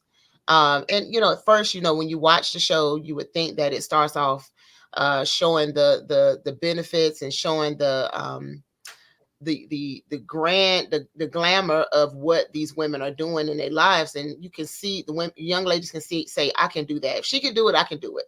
If she come from this background and she is doing this, now is fighting and just argument. So I think social media and as well as reality TV show has been a barrier when it comes to that. So my job is to have these young ladies come together and show them a different side of what you can be, not what you have to be to become famous.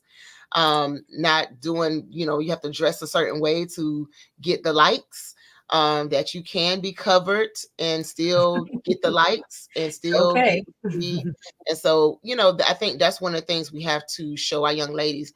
One of the things that I noticed, it was this book called Basic Black. And it was an etiquette book that I used for young ladies. And I bought that for every single girl when they became a member of Ladies Equality when I was teaching in St. Paul's High School. And I would actually allow the young ladies to run their own organization, teaching them how to be president. They had to do all the election, various what they have to do. And so with that being said, I had a young lady who went to college and she came back and she sent me a message. And she said, Miss McClain, I am so thankful that I was in your organization because I'm in this organization. I am an officer and I know how to run a meeting, whereas other young ladies do not. Yeah. I know how to dress now because we was taught that the best way to dress when I go to an interview, when I go to my scholarship interview. I didn't have that when I was growing up. And I remember trying to do an interview for a scholarship and not having someone to prep me. So I said, I want to be able to do that for our young ladies and our young men. This is the way you dress when you go to an interview versus if you go out with your friends. And so to have that young lady come and tell me that just made a difference. It was just, words can't explain how that feel when you actually are making a difference in your life. And it's just the little things that you don't think about that you're doing that really are big in someone else's life. Absolutely. I'm so excited to hear that. I know that, I grew up in both sides of that, in neighborhoods where it wasn't commonplace, right? To neighborhoods where it was overcompensated for. Yes. So I'm just glad to hear that you're helping to bridge that gap with your program as well. Now, how have the events and workshops you've organized evolved over the years? And what are some of the success stories that stand out to you? So one is, of course, the Ladies Equality, and the jail summit has been empowering. But I think lately I have been doing the Divas Empowerment Retreat, and then it turned into the Divas Holistic Empowerment Retreat. And I changed it to a retreat versus saying empowerment, because when we hear empowerment, everyone is having a women's empowerment. So I said, I want this to be a retreat. I want this to be holistic. I want us to get rid of those things that are holding us back. And I would tell you, starting off, I was, I didn't have as many women as I wanted, because I'm so used to seeing conferences that have, 100 women or 1,000 women there, and you want that grand event. And I remember my first event, I wasn't getting as many registrations as I wanted. And I was like, Lord, you gave this to me, then why is it not working? I'm not understanding. And so I was going to cancel it, cancel the event. And I remember my first lady was a speaker, Lady Charity Davis, and Lady Jernigan, Sharon Jernigan. She was like, do not cancel this event. Whoever's supposed to be there is going to be there, and it's going to make a difference. And so I said, okay, I'm going to go with it. We're going to go. I think I had about 17 women, if that many, if there. It was at Myrtle Beach. And when I tell you, it was amazing. It changed some lives in that small setting, just being intimate. And today I have a young lady at my church who she was like, I came this way, and when I left, I was another way, and I've been changed ever since. And she was like, I attribute that to me coming to your event. And so the next year it just started getting bigger and bigger and big, and and so it has just really blossomed.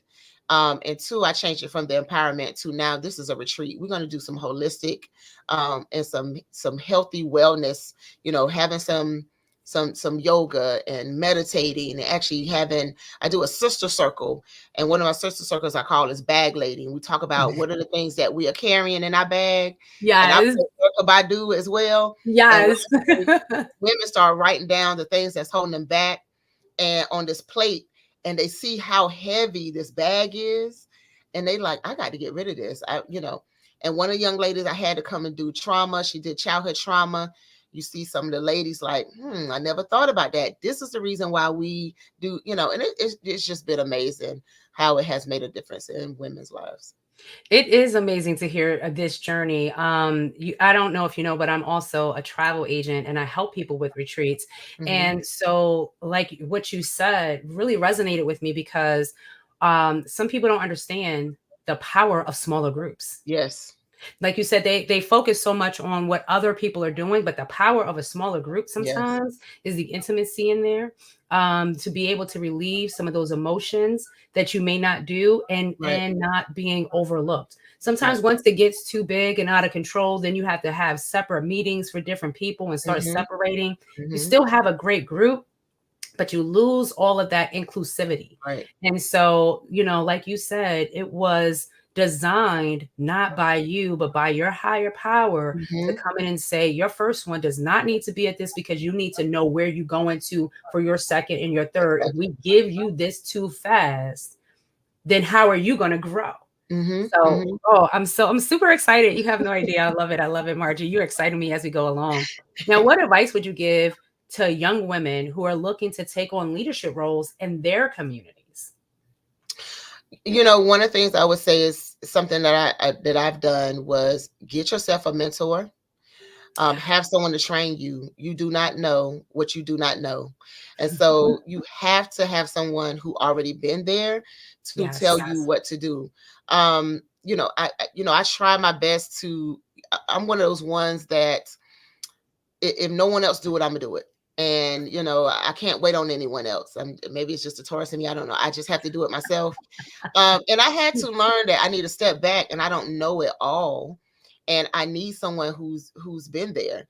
I don't know everything. So there's somebody like, for instance, I can come and talk to you about your retreats. Yes, I do a retreat, but it may be a different way that I never thought about, that you say, well, have you thought about this? And so I think with Young Lady, we have to get involved in our community, get involved into some organizations that's going to benefit you, and find yourself a mentor and stick with that mentor. You have to stick with the mentor and do what the mentor says. You have to. Faith without work is dead. And if you don't do it, it's not going to get done. You can have it in your mind all day. We can say growth mindset, but if we don't put our hands to the fire, our feet to the street, and start doing what we are told to do, it's not going to get done. We have tools in our hands, but we don't use them to build anything. We're just standing there with tools in our hand, and we don't start working. And so you're just wondering why this building is not getting built, because you're just standing there you won't give it to anyone else. I would say that also. Sometimes we won't give the tools to somebody else who can build it. We just stand there and the building don't get done. And then we start complaining about why it's not happening. Well, you are the reason why it's not happening. He gave it to you. Do something with it. That's right. I love it. Girl, I follow all of that. I believe in that wholeheartedly. Don't ask for advice if you're not going to take it. Right. Don't get the tools if you're not going to use them. Right. And we are not the specialists in everything. So work with or hire those that can do the things that you can't, so you can focus on what you are good at. That's right. Oh, Margie, you got to be available later. All right. So now let's look at you. What self-care practices do you incorporate in your busy schedule to maintain balance? Oh, wow. That's a question. That's a good question. I started, I wrote a book called Self-Love, For the Love of Me. It's a 31 journal, self-love journal. And in that journal, you writing every day, you're doing some things, whether it's writing a love letter to yourself, whether doing a gratitude jar, and every day you have a self-love challenge that you have to do.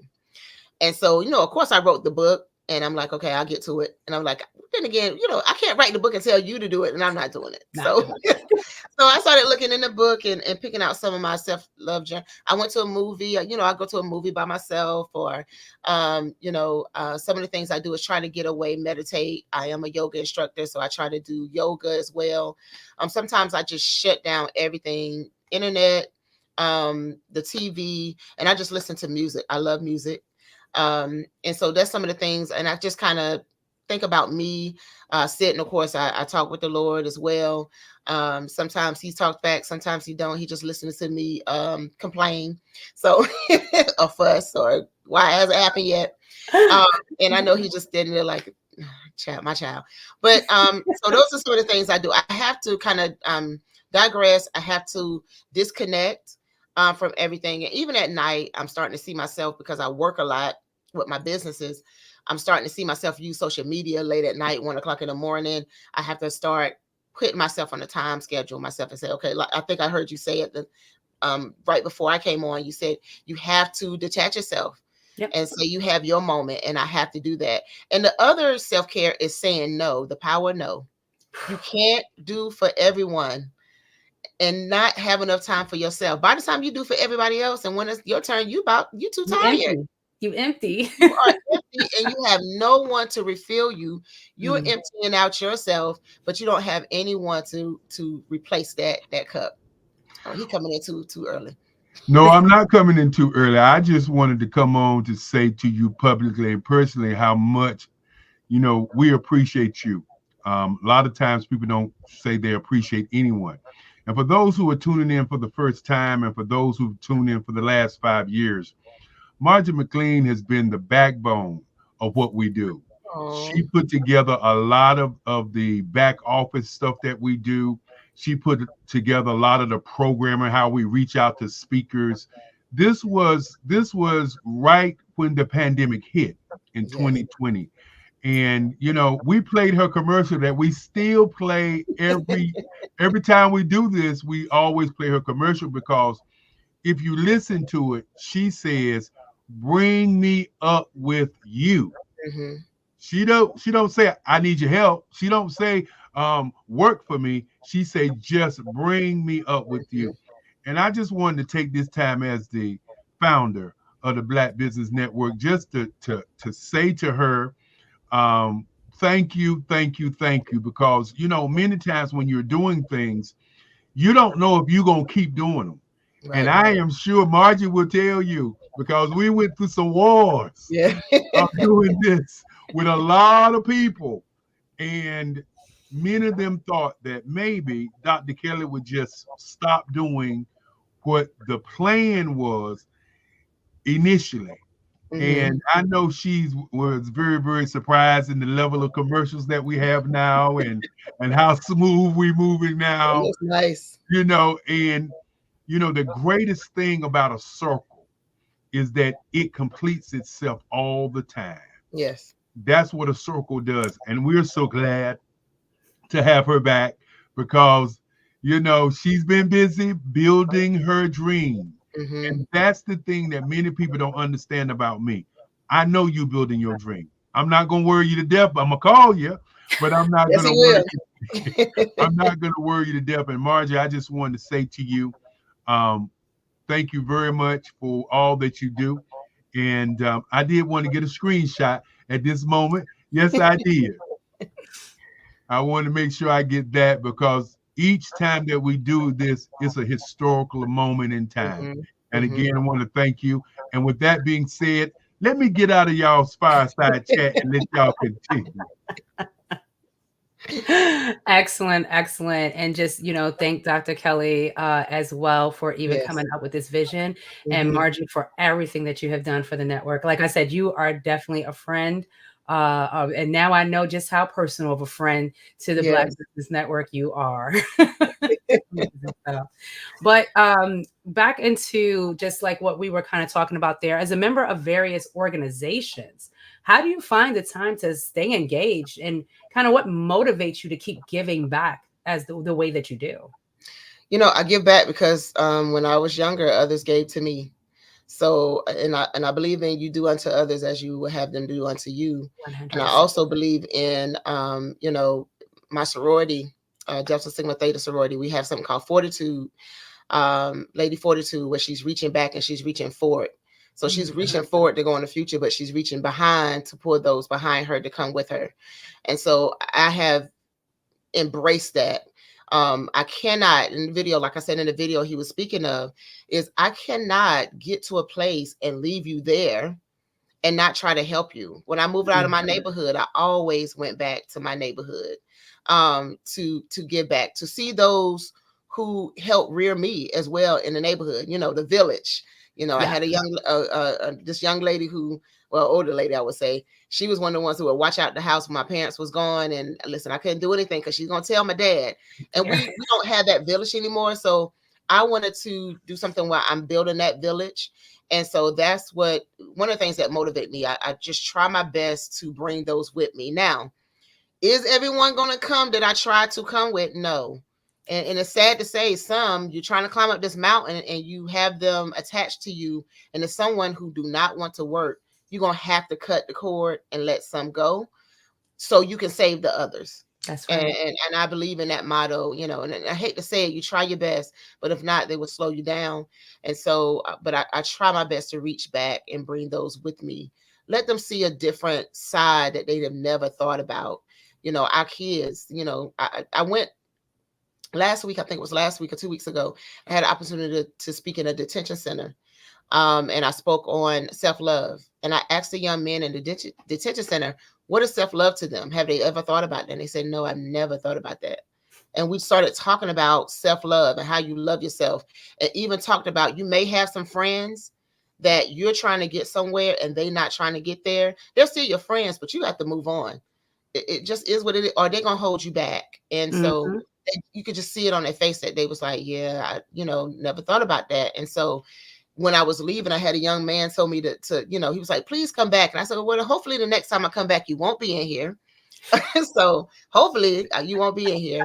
And then as I was leaving out, another young man said, hey, when I get out, can I get your information? Because I would love for you to be my mentor. And I was like, that is amazing. Perfect. That's amazing.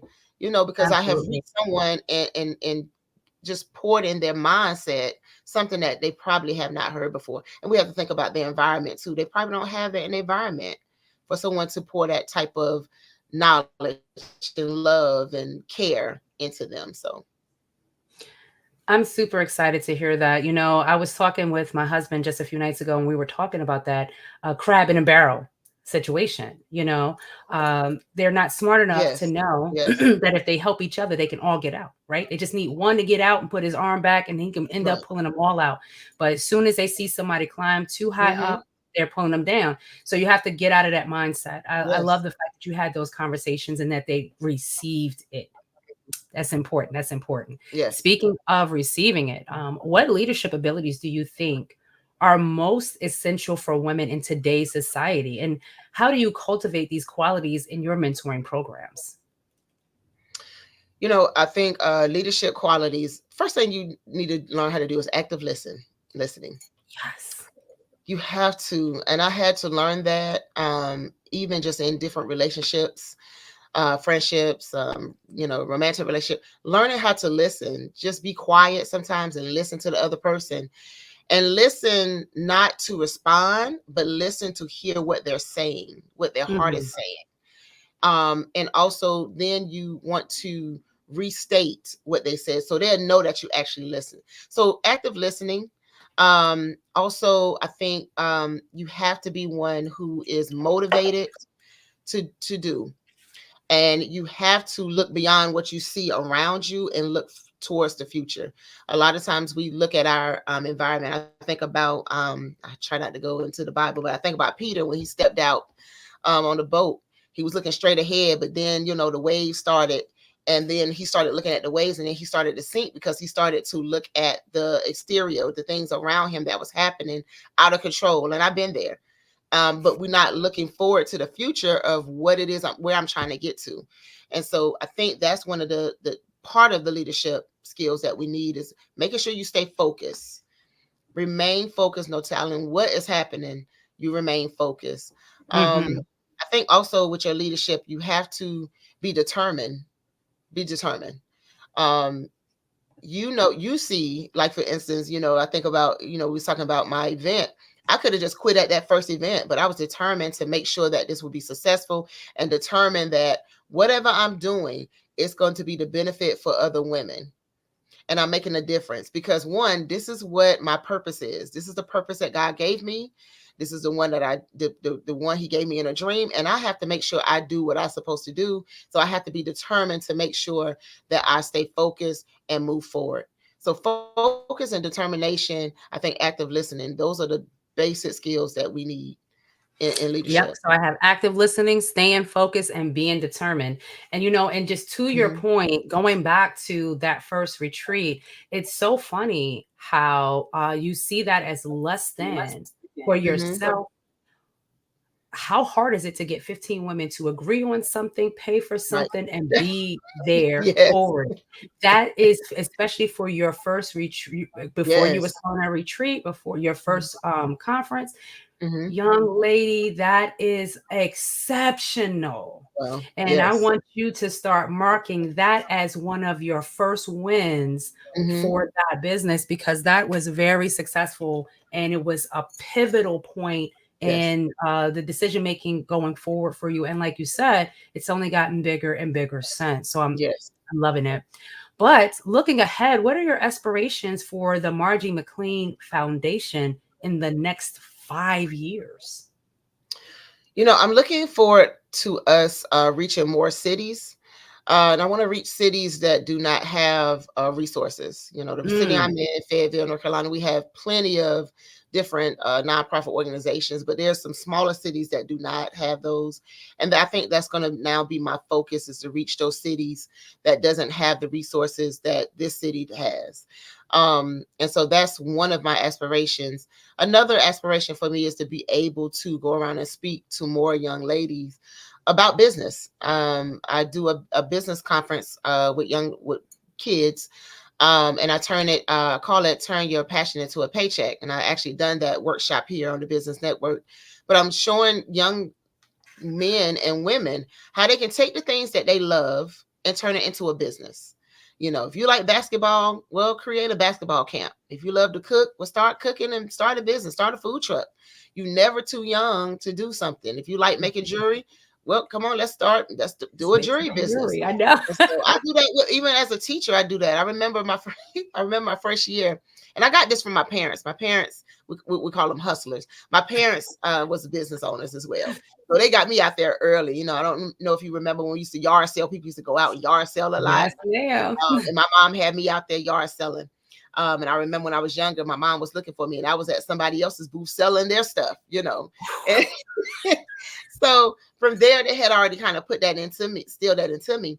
So I remember when I first started teaching, they were selling cookies. The kitchen would sell cookies.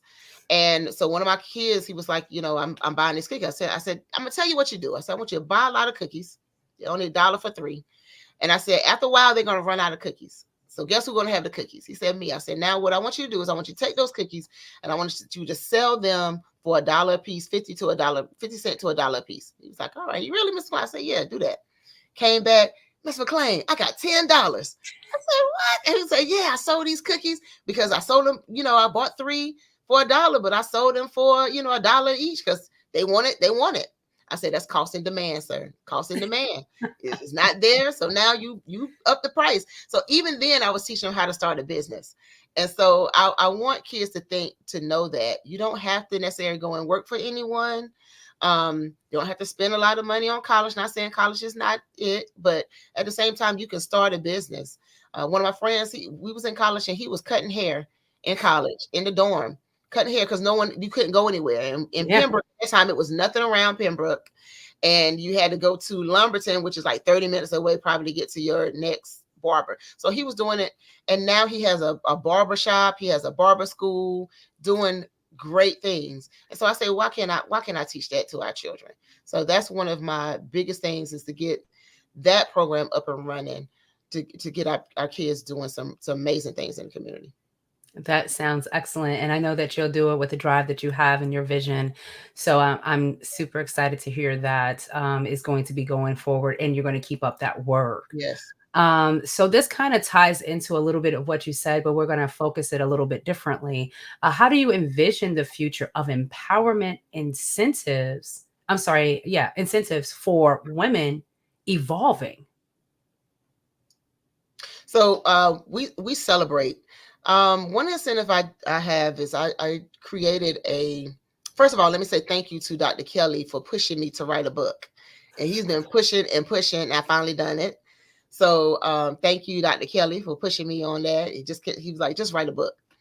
So I wrote this book, For the Love of Me. And in this book, I had another young lady say, why don't you do a workshop with it? And I said, really? I never thought about that. So now I started doing this workshop called For the Love of Me, and we actually talk about every aspect. Every chapter is per week. At the end of the week, after we've done 6 weeks, it's a 6-week course. After we finish, we actually do a graduation live for these women, and we allow them to talk about how this course has benefited them, how it has changed their lives. We even invite their family and friends to come on and, of course, invite those who can't come on live and for them to also give the love and share the love and even, let the ladies know how they have seen them change over the 6 weeks. And it has been amazing. I just had one 2 days ago, I think Wednesday, and it was one young lady who she had been through so much in her past. And it started off her not showing her face. And she didn't eventually want to come on. And then eventually she turned on the camera. And then from there, she started showing her face again. And it was just so amazing to see how she changed over the time. So we want to just be able to celebrate women and celebrate them in their change, in their mindset. We don't just want to just say, okay, you did it and that's it. We really want to celebrate them, showcase them, and give them those type of incentives to them. Excellent, excellent. Well, I can tell you this has just been an amazing talk. Has I have been super excited to be able to learn so much about you, especially as someone who is new to this network myself. So I know that our returning audience and our newer audience has really enjoyed what you had to say. Before you go, how can our audience get in touch with you, learn more about your initiatives and your foundation, and any upcoming events that you have? Yes, you can find me at Margie McLean Foundation. You see my name in the background, Margie McLean Foundation, www.margiemcleanfoundation.org. You can also find me also on Facebook at Margie McLean Foundation 1 and also on Instagram. If you want to email me and learn more about it, you can email me at margiemcleanfoundation@gmail.com. And just pretty much follow me on my social media network, Facebook, Instagram. I'm learning how to do the TikTok. I'm just getting into TikTok a little bit. I'm not quite there. But and also you can find us on YouTube. We do have a YouTube channel, so you can see some of our past workshop and seminars. We have one coming up soon. Matter of fact, October 3rd, we have a young lady who's going to come on and talk to us about domestic violence. So we're looking forward to that. Absolutely. October month is my birth month. So I believe that it is strong in empowerment, it is strong in leadership, and it is strong in care. So we have to continue to love on each other. Margie McLean, it's definitely been a pleasure. Thank you again so much for being our guest today. And I know we are looking forward to you coming back, with or without the Black Business Olympics, right? Yes. I'm looking forward to coming back. Excellent, excellent. Well, I do want to thank, I know we have a sponsor here that we want to give thanks to, but while we are waiting for that information to come up, I do want you to go ahead and share, because I know you had some more on your Margie McLean Foundation that you had actually wanted to talk about. So while we are waiting for that turnaround, you want to go ahead and share that information as well? Sure. Yes. So again, we are an organization who we promote family. We're promoting education. We're promoting health as well. So we will be having our community baby shower. Will be coming in April 2025. And there we are bringing resources to our families. We are doing an actual baby shower for our family. And we give parents just a starter kit to get them started as a new parent, or those who give them some things that they need as a new parent. Also, as you can see, I have an organization called Chemistry Growth Mindset Transformational Consulting and Coaching. And there I am coaching business leaders. I'm also coaching for holistic health. I have a women's conference that's coming up called the Divas Self-Care and Health Wellness Empowerment. And that will be November 16th. I'm looking forward. If you're looking to come, please come. We have some dynamic speakers who are coming. Matter of fact, they're doing part 2 from March of this past year. Looking forward to them coming back. And we have fun. We do some gaming. We do some team building. And we also receive some word and to give us empowerment within ourselves. As well as with the Margie McLean Foundation, we are also doing a cruise coming up in March.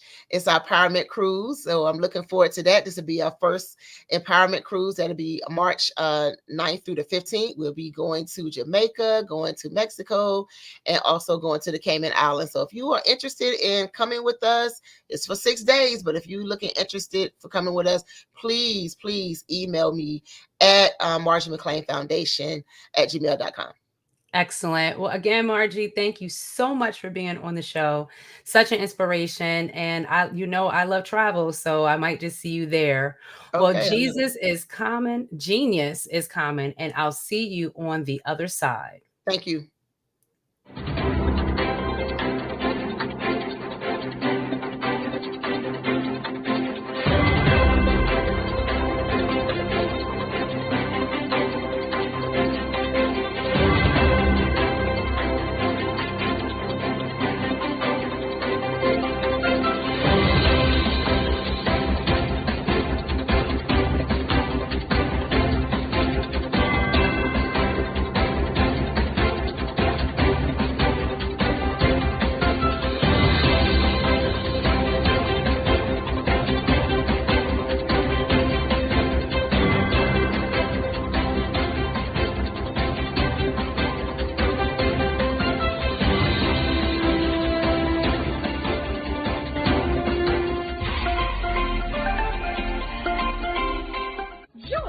Dr. Eric Kelly III and a host of phenomenal speakers from all around the globe for this 7-day virtual event that you don't want to miss.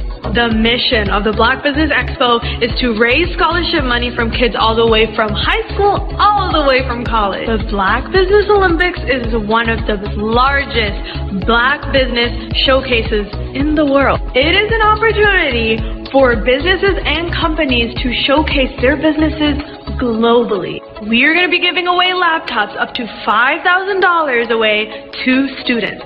Again, I'm Olivia Appleberry, the founder of 2 Cents Finance and one of the speakers for the expo. I am so excited to see you there. For more info, go to www.blackbusinessexpousa.com or call 919-308-9090 and hope to see you there. I am Black Business. From the moment I wake until the time I sleep. Yes, I am Black Business.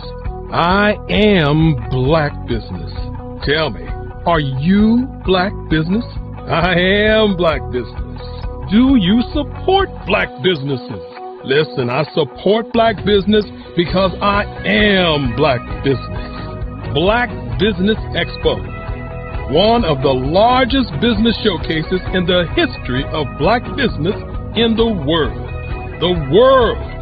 Sign up today at www.blackbusinessexpousa.com or call 919-308-9090. I am Black Business. I am Black Business. From the moment I wake until the time I sleep, I am Black Business. I am Black Business. Are you Black Business? I am Black Business. Do you support Black businesses? I support Black business because I am Black Business. Black Business Expo, one of the largest business showcases in the history of Black America in North Carolina. Join Dr. Eric Kelly III and a host of phenomenal speakers from all around the globe for this 7-day virtual event that you don't want to miss.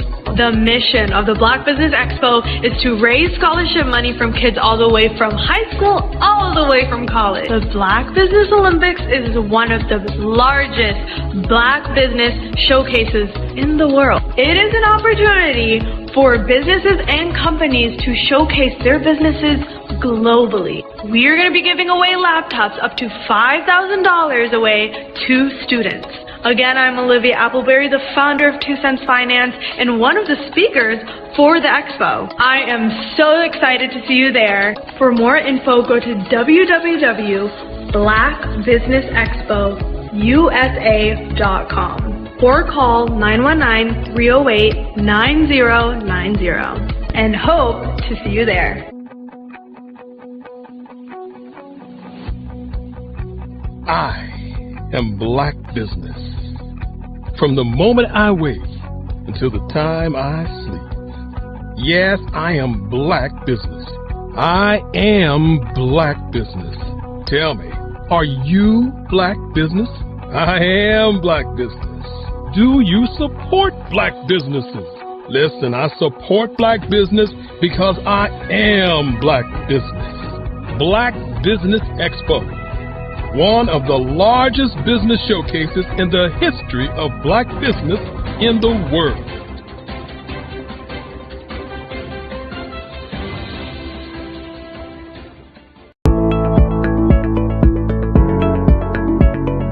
Prepare for what's coming and dominate in economic winter.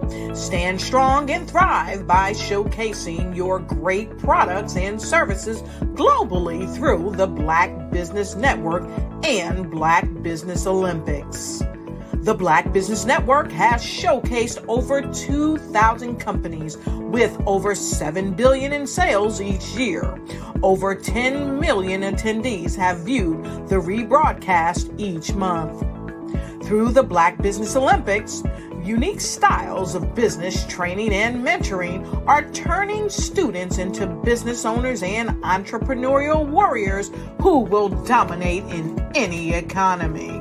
Gain the ultimate advantage of the Black Business Olympics, 7 days of unbelievable topics and speakers speaking around the globe. Donate your time and experience to provide expertise and scholarships to students worldwide and change the world. Now, more than ever, new insights, tools, strategies, and capabilities are needed. This is your chance for a major presentation to the world. Fill out the form and join the more than 2,000 speakers who have presented to over 200 countries. Join the Black Business Network streaming live into the Metaverse, STEM City, Black Multiverse Enterprises, Hulu, Amazon, YouTube, iHeartRadio, Apple, Facebook, LinkedIn, Pod TV, IBM TV, Spotify, and Google Podcasts. Sign up today. Spaces are limited, and we will see you there.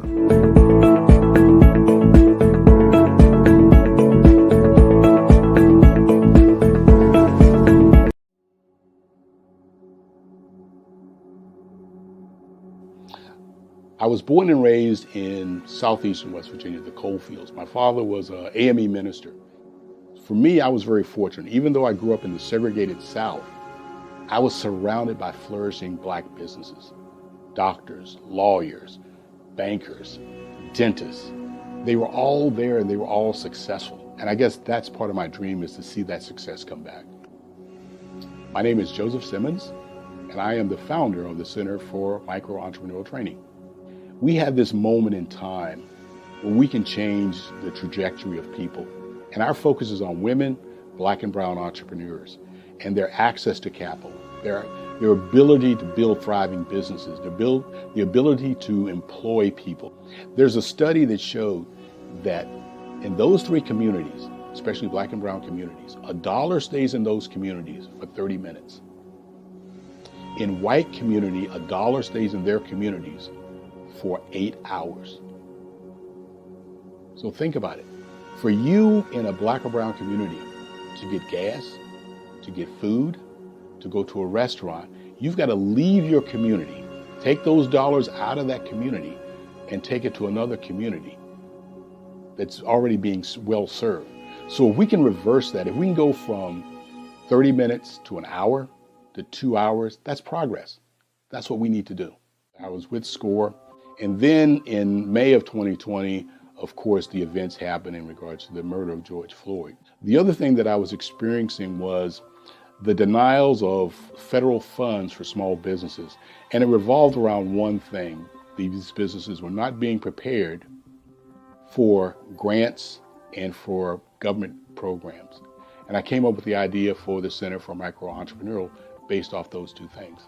Morgan Stanley had a report out in 2020, first quarter, and it talked about there were 3 groups that were massively devastated by COVID-19 on their business. That was 1, women, number 2, Black, and number 3, brown entrepreneurs.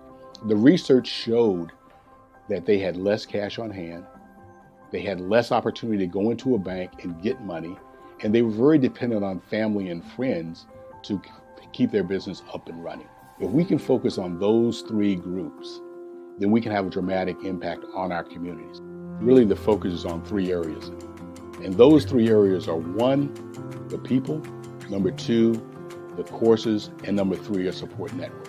Here at CMAT, we will provide you with the fundamentals for generational success. And you will be creating a vibrant community by attending our 5-day immersive training course.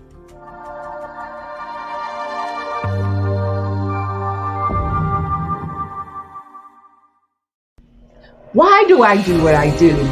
You know, my life coach asked me that a few years ago. And she said, Tony, what's your why? And I told her, and she said, girl, you've already accomplished that. Perhaps you need a new why. Hi, Tony Harris, Amy Hoydu with Say It Said Marketing, one of your students.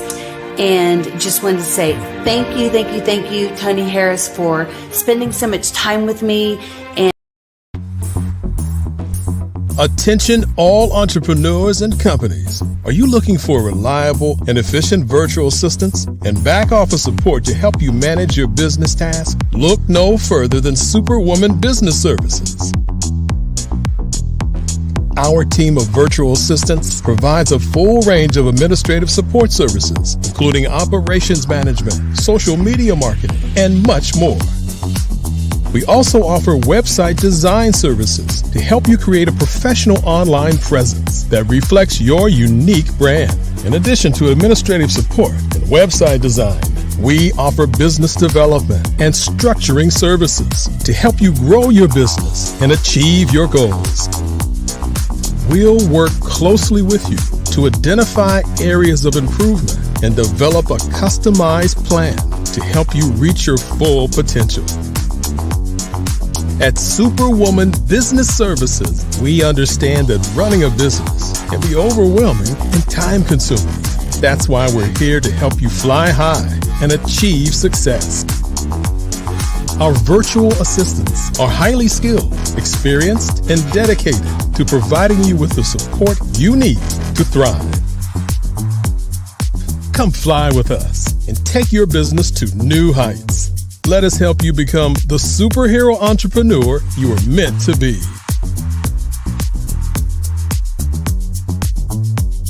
Contact Superwoman Business Services today to learn more about our back office support services. Come fly with us and take your business. Bravery is not the absence of fear, but the ability to overcome it. We stand for those who defy suppression, who speak out, and those who walk the road less traveled. Everyone deserves to be seen and their voices to be heard. We're sparking a movement, growing a community of creators united by the desire for freedom, choice, equity, and ownership. At Fanbase, it's all for one and one for all. We support each other to guide, promote, and uplift you in a place where you can unapologetically be yourself. A place where your voice, ideas, and creativity are not just welcomed, but celebrated. We are Black founded, minority funded, and supported by a diverse, inclusive, powerful community that believes in the strength of authenticity and individual choice. Regardless of success or background, we welcome you. The marginalized, the underappreciated, the successful, the superstar. We're for all who seek a space to express themselves freely, where they are rewarded for being their authentic, true self.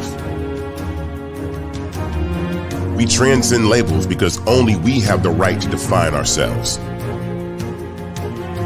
We are built for the brave, the culture, the creators, and for the future where everyone has the power to shape their own destiny, where all are empowered, voices are amplified, and freedom is embraced.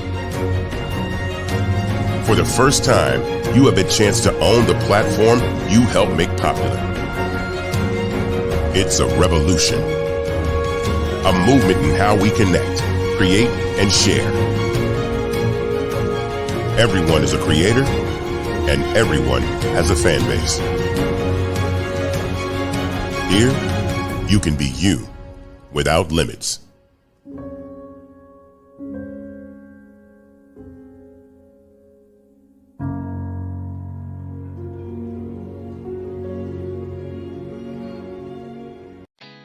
Did you know women represent just 3% of Fortune 500 CEOs and less than 15% of corporate executives at top companies worldwide? Have you wondered what the secrets are to getting into the top ranks, whether in the private or public sector? Do you want to figure out how to stop being held back in your career or passed over for promotion? Then you're in the right place. Hi, I'm Dr. Madeline Ann Lewis, President and CEO of the Executive Women's Success Institute. I have decades of experience in the military, the federal government, and corporate America, and my mission is to help women succeed and tap into their full potential. I want to reach 1 million+ women around the world to become the leaders they are meant to be.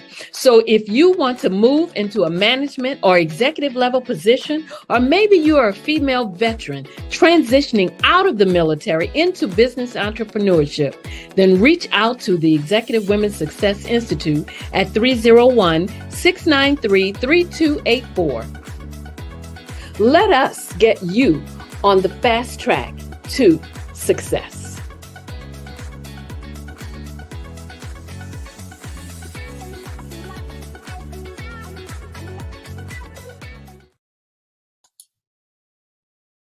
Hi, I'm Barbara Smith. Genius is common. My genius is executive coaching and professional corporate training. As the master executive coach and corporate training ambassador for the Genius is Common movement, I help business owners craft their stories in such a way that you know exactly what they do, what they have, and what they bring to the table. Many times as business owners, we are asked, so what do you do for a living? And we could be crushing in our businesses, but we're not quite sure exactly what to say in a short amount of time. Well, I help you take those stories that are the reason why you're in business and why you're so passionate about your business and craft them in such a way that people are drawn to you as opposed to being repelled by you. Because every conversation, every time you talk to someone about your business, you are excited about it. But are you really conveying what you do, what you have, and what you bring to the table? And do really people understand why you care so much and why they should care that you have the solution to their problem? Well, I'm here to help you with that. As a master storyteller, I can help you with your stories and spin them in such a way that they are intriguing and fascinating. People want to listen to you talk about your business. That's why at the Genius is Common movement, I am the master executive coach and professional training ambassador. That's my genius. And genius? Oh yeah, it's common. Hello, I'm Dr. Madeline Ann Lewis, President and CEO of the Executive Women's Success Institute.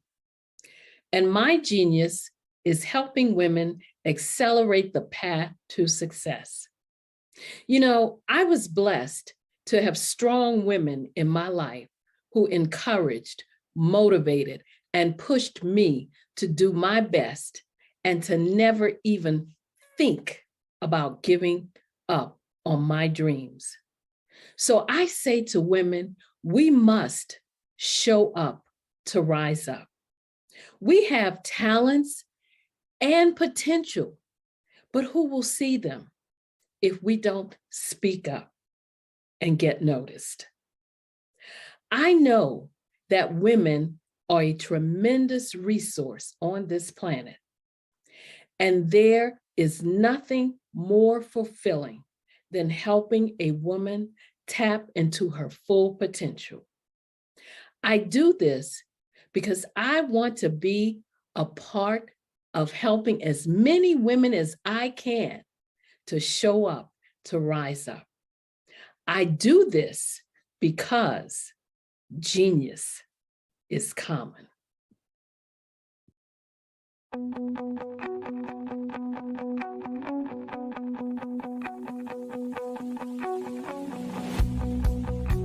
I am Black Business.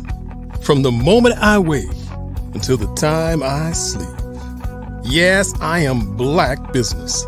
I am Black Business. Tell me, are you Black Business? I am Black Business. Do you support Black businesses? Listen, I support Black business because I am Black business. Black Business Expo, one of the largest business showcases in the history of Black business in the world. The world! Sign up today at www.blackbusinessexpousa.com or call 919-308-9090. I am Black business.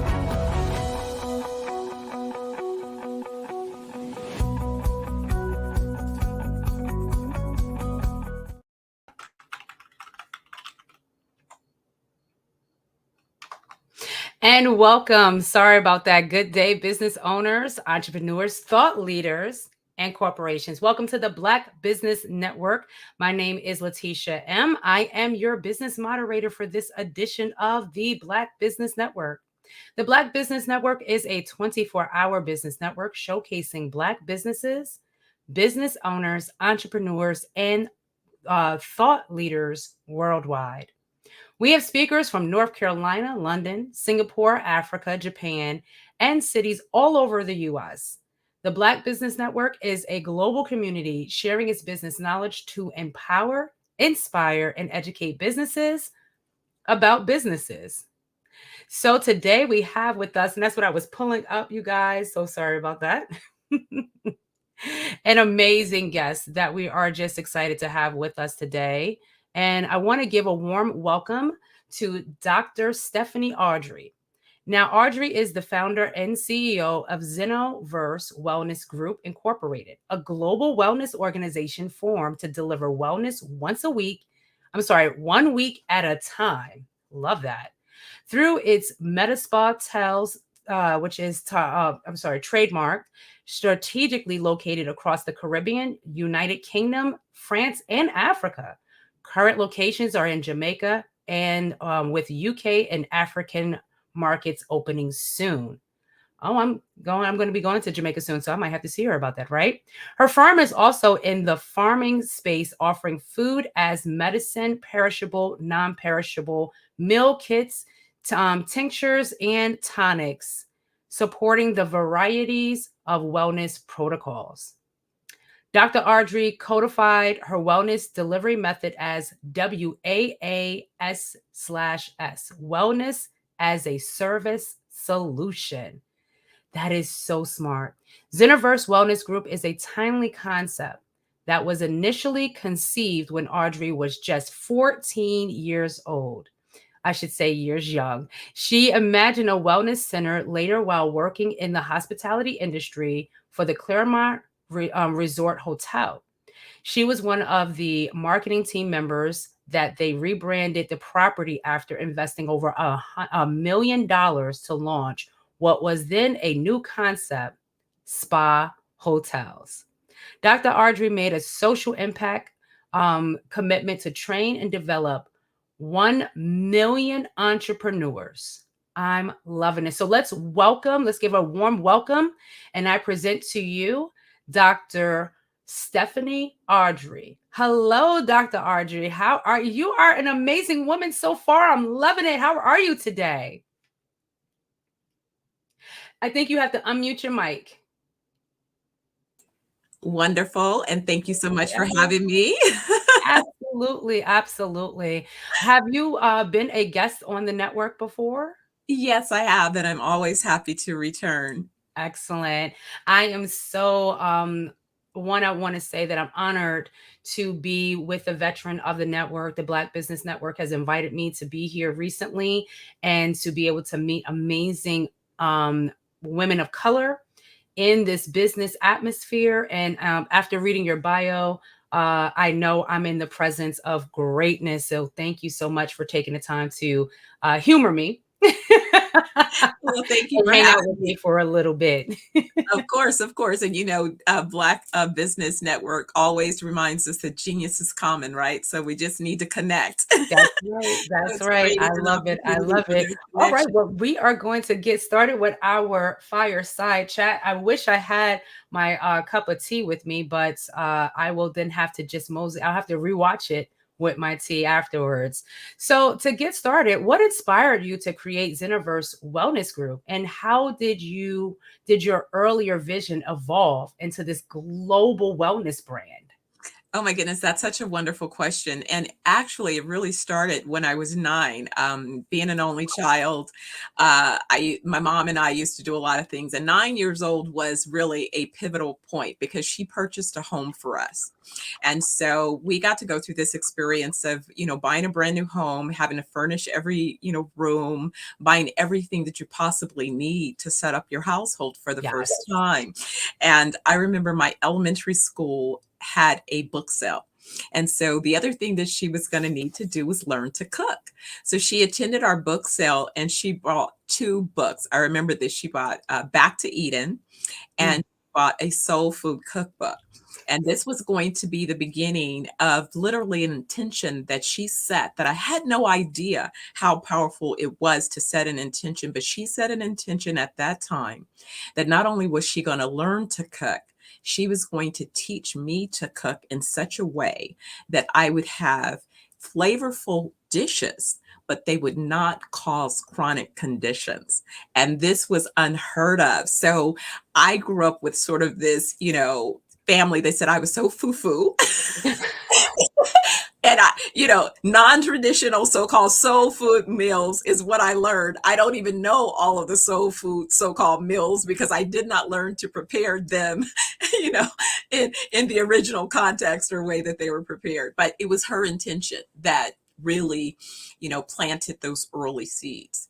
That is awesome. That is awesome. We always have to thank those who inspired, encouraged, and molded us, right? So I love that story.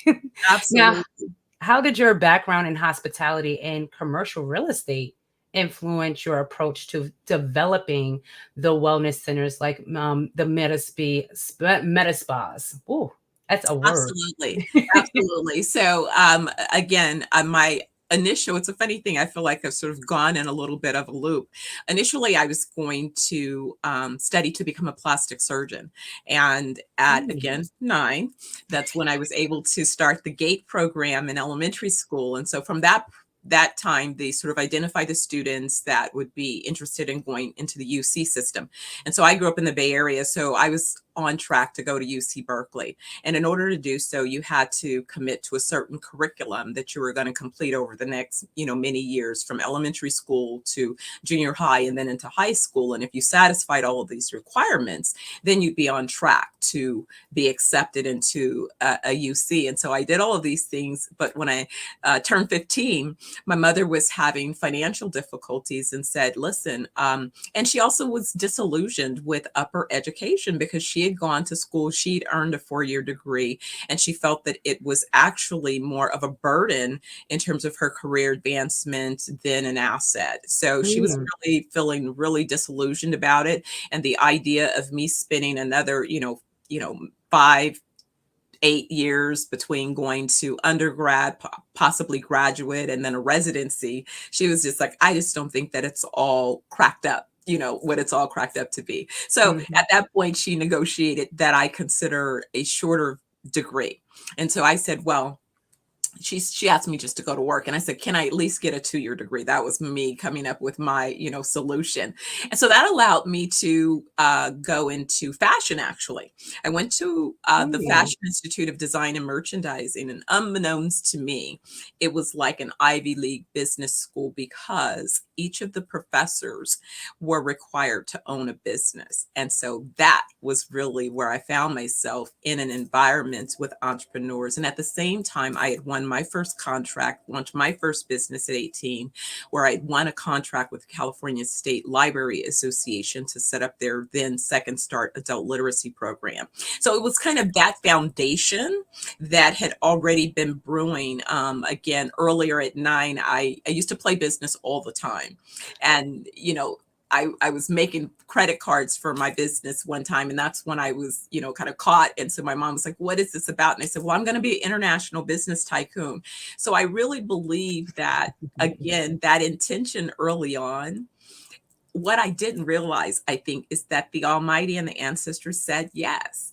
But if this is the path that you want to take, then these are the things along your journey that you're going to need to gain in terms of tools in your toolbox in order to step into that destiny.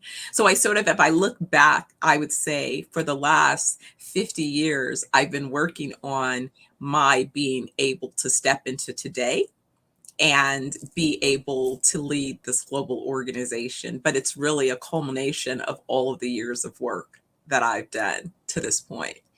That is excellent. That is excellent. We're going to have to teach kids the game of business. I love that you said I was playing business at 9. So absolutely, that's going to be the new board game you're going to come out with too. I love it. Absolutely. Absolutely. Now, can you explain the concept behind wellness as a service / solution, the WAAS/S,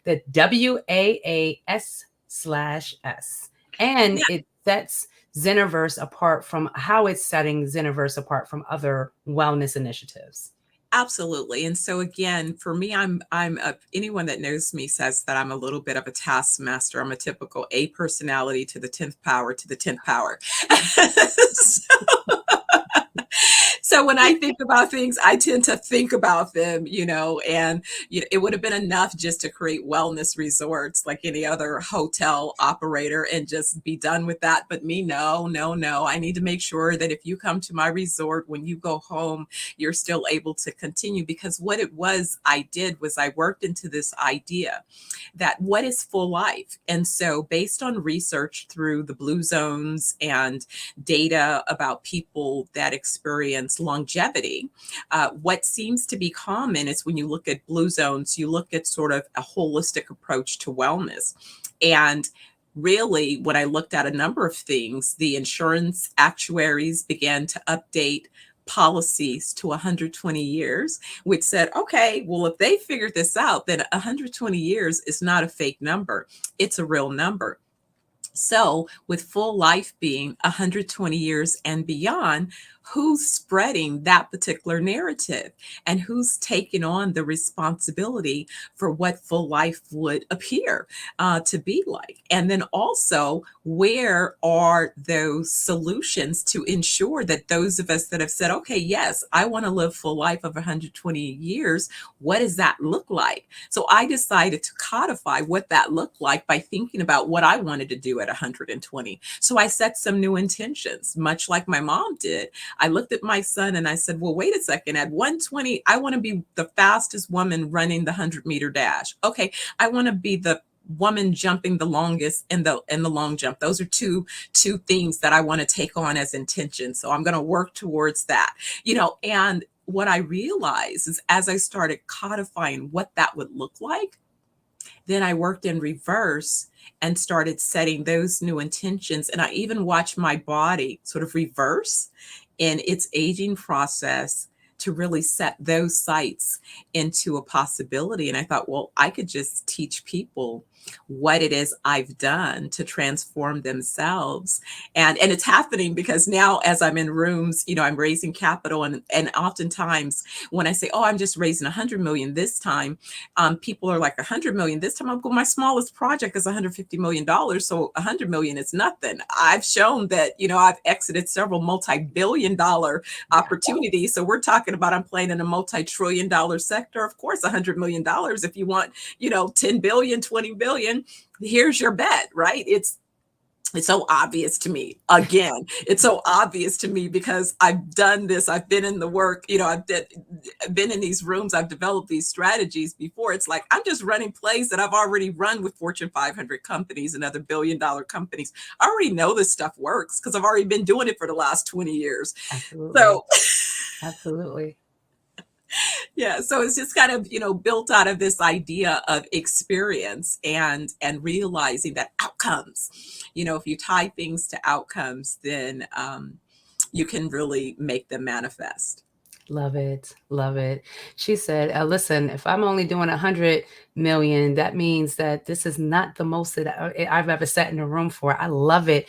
This is how you have to think. You have to not just look at what your potential is, but never go back, never accept less than. And if you do, it's because you're feeling charitable. I love that. Absolutely. Absolutely. Absolutely. Now, let me ask you, I do know that what I'm excited to hear is that Zeniverse is located in Jamaica. Okay. I'm a travel professional by trade.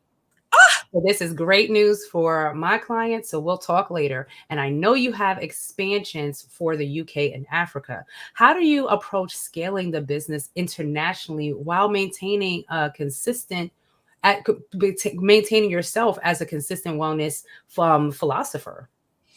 Oh, absolutely. Thank you. So basically, it's about building a team. As with anything, every organization, all the business plans are executed by the people that you attract to your organization. And so that is a process of both as a CEO, the job is to set the vision, to think about, I always say where people mess up is oftentimes they think about what it is they want to accomplish as opposed to thinking about through the lens of their consumers. And so I'm very much understanding I'm creating something that there is an exact consumer market that consumes what I offer. Now, naturally, there's new people that I would hope would become consumers, but I've had to correct a few folks along the way because as much as I may desire you to become a consumer, if you're not already consuming this, then you don't represent what's already a $5.2 trillion sector that's going to be growing by $1 trillion a year. Now, naturally, I hope you join in, but I can't build a business on hoping you join in. I've got to build my business on people that already spend money for what it is that I offer, because if I can't do this profitably, I won't be around, right? So sadly, I've had to kind of, let folks know that you're not my customer. Sorry.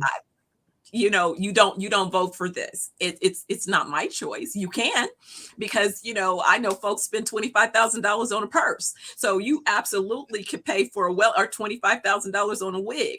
But if that's worth more than your life, I can't help you with that, right? That's your mindset. That's your choice. You vote for your dollars every day. Hopefully that'll keep you. When I say, do you want to pick hospice or you want to pick wellness? It's your choice. Every day you make that decision. Yes. I love the fact that she said some people choose to spend that money on a wig. Like, hey, I'm not gonna be mad at you. Listen, your wig will be in perfect condition. Right. I choose to invest that in my body. LeBron spends millions of dollars a year on his body because he understands that is his most important asset. And I see people running around spending more money on stuff. If it ain't on your, it ain't an asset, right? Exactly. And that's what the focus should be on. People should think about what it is that they want to invest in, what the things that are very important to them, because the material things, they're gonna come and go. And technology changes all the time. That new phone is not that important as you think it is. But investing in yourself, investing in someone else's dreams so that you can also reap on the returns. That part. That part. But people don't think about that. And then, I was talking to a friend and she got mad for a statement that another person made. I said, a few people have kind of said things like, oh, well, let me know when you have testimonials. I'm like, okay. Or, let me know when you get to $1 billion. I'm like, oh, okay. Yeah, bet. But guess what? Don't call me then. Right. Don't call me then. Because you're right, I will be there, but don't call me then. If this product works for you, if this service speaks to you, why are you not investing now? Why are you waiting for it to be the new best thing? And now you want to be on board. Oh, right. It's okay. It's okay. And this is what this network is really all about. And as we heard the earlier gentleman speak to about the need for supporting, micro businesses. I've been training entrepreneurs for over 40 years, I can honestly say, because like I said, I had my first business at 18. And soon thereafter, I was doing a training, my first training at the Hyatt in Oakland called Marketing Through a Recession that I created. And I had this illustrious panel of experts and myself. And at that time, I was also serving as a promotions director for a local radio station. And then I had all of my clients that were able to participate in different business opportunities. It was at that time, soon after that, clients like Hyatt and other clients were clients along that journey. And so I remember being thoughtful and recognizing that business cycles are cyclical, and that there is a way to position yourself irrespective of the cycles so that you have an opportunity to sustain your organization. But the key thing is that you must have planning and foresight. You must plan in advance. And so it's kind of, when I think about people that I see today, it's like, guess what? If you're already experiencing a chronic condition, you didn't get that overnight. It was the decisions you made over the last 10, 20 years that led you to this particular point. So if you want a different outcome, then you need to start making new decisions. Yes. Yes, I'm loving it. I'm loving it. So let us keep the discussion going. When you were thinking about the Metaspa Tellus, what challenges have you faced in different cultural and regions and markets, and how have you adapted to those? So it was great. So again, as a realist, when I transitioned, I used to own an advertising agency, and I transitioned out of the advertising space into real estate development because I noticed that I was given an opportunity. I was one of the young entrepreneurs, spoke for the National Conference of Black Mayors, and then I remember the newspaper writing me up for being the young entrepreneur that told the mayors off, and I didn't tell them off. What they asked me to do was to give feedback on how I felt that they had engaged with the entrepreneurs and discussed business, and and I said, well, I told my truth. And so I learned very early that don't ask me if you don't want me to tell you, because I'm not going to parrot to you what you may want to hear. That's my husband's new saying this month. I'm going to tell you, then don't ask me, right? If you don't want to know my truth. So anyway, from that led me to being able to contribute to their publications and advise some of the mayors on economic development opportunities. What I quickly noticed was that real estate developers would kind of follow and make money, and I didn't know how they were getting paid, but I know they were getting paid based on my intellectual property because it was my strategies that were being put forth first. So I wanted to make money off my own strategies. Why should I just let somebody else capitalize on my intellectual property? So fast forward, that's what kind of led me into development. But every developer has a specialty, and that's what I learned coming into the space. And I remember being asked, well, what is your specialty going to be? And I said, well, I'm going to be a mixed use developer. And I remember being told, but nobody's doing mixed use. Mixed use is not in. Now you look around the world and you see mixed uses everywhere. Well, that's been my problem. I've always been ahead of the curve. I was like that in advertising. I was introducing multiculturalism before that was a thing. Now you look around and you see it's a thing. That has been sort of my trend. I'm always ahead of the curve. No difference with this whole concept behind Metaspa Tellus. I looked at the sectors that I had mastered, and in 2008 to 2010, when the financial markets collapsed around housing, I realized that I needed to diversify again, and I needed to do something in the health space as a developer, and I didn't want to do hospitals. So I created my own asset class of Metaspa Tellus, and that would be real estate that was programmed differently to deliver a particular experience, but would also serve this intention of helping other people experience full life of 120 years and beyond. So codifying what that meant, how that felt, how that would function, and how that would operate. I love it. I was actually a part of a discussion a couple of weeks ago with another network that I'm also associated with. And one of the women, she was talking about the health survey and how we don't have enough people of color who actually take care of their health, that get their regular checkups and things like that.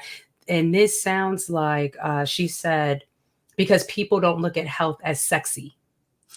So because we don't look at health as sexy, we don't take the time that's needed to take care of ourselves. But it sounds like what you're creating is a way for us to look at it in such a different way that we are going to desire that 109, that 110, that 120-year-old life, because we're going to start desiring our health to be more beneficial for us. I'm loving it. I'm loving it. So, oh, it's so true. And guess what? The part of this journey that I think it's just such a beautiful thing. Is there was a sadness. I lost my mom prematurely. She passed on at 48 due to Mm. stress. So part of one of our Mm. big focuses, which is why we are mind, body, and soul, because Yeah. I understand the stressors and the burnout. And so that's really when you say, all right, you could be a little bit of everything to everyone. And it's like, no, no, no, no, no. We're going to start very, strategically about what I think is the most powerful place. And that is with mental well-being. If your mental well-being is good, it's going to take care of every other part of your body. Disease begins in the mind. So That's we right. first zero in and attack burnout, the high stressors of life. And then with incorporating not only, as I said, our tools, our tinctures, and our touch, we help you to transform. And so it's this idea that yes, everything that you value, you maintain it. At minimum, invest a week a year in your body and soul maintenance. I promise you, you can't have better fun, better immersive experiences, and more importantly, better outcomes. Right. So, my son Sterling is the lead of the Energize X Body Studio, which are incorporated in all of our locations. And when I say fine, honey, fine. So you're No, right. that's He's bringing the sexy all in and see, helping us. I'm telling you, when we see it that way, it changes. And like you said, and if it has a visual appeal, that's even better, right? You better stop it, Absolutely. Dr. Absolutely. You're gonna get Absolutely. us cut off. Well, No, he's but doing I it. love Look, it. And that's he's doing exactly what I want to hear is that he's your spa is not just looking at people as another person coming in to come through, that we are looking medically, we are looking health wise. We want you because what is one of the famous sayings? Do you want to get somebody to be well, make them laugh. Laughter is the key to health because that deals with your mental, right? It gets you out of that state of depression. Super, super great. That was such a great answer. Thank you. oh, Thank my you so much. pleasure. It Now just we're seems going to go back to your 14-year-old self with this one. Your vision for Zeniverse started when you were just 14. What was your initial inspiration and how have you just enjoyed seeing it evolve over these years?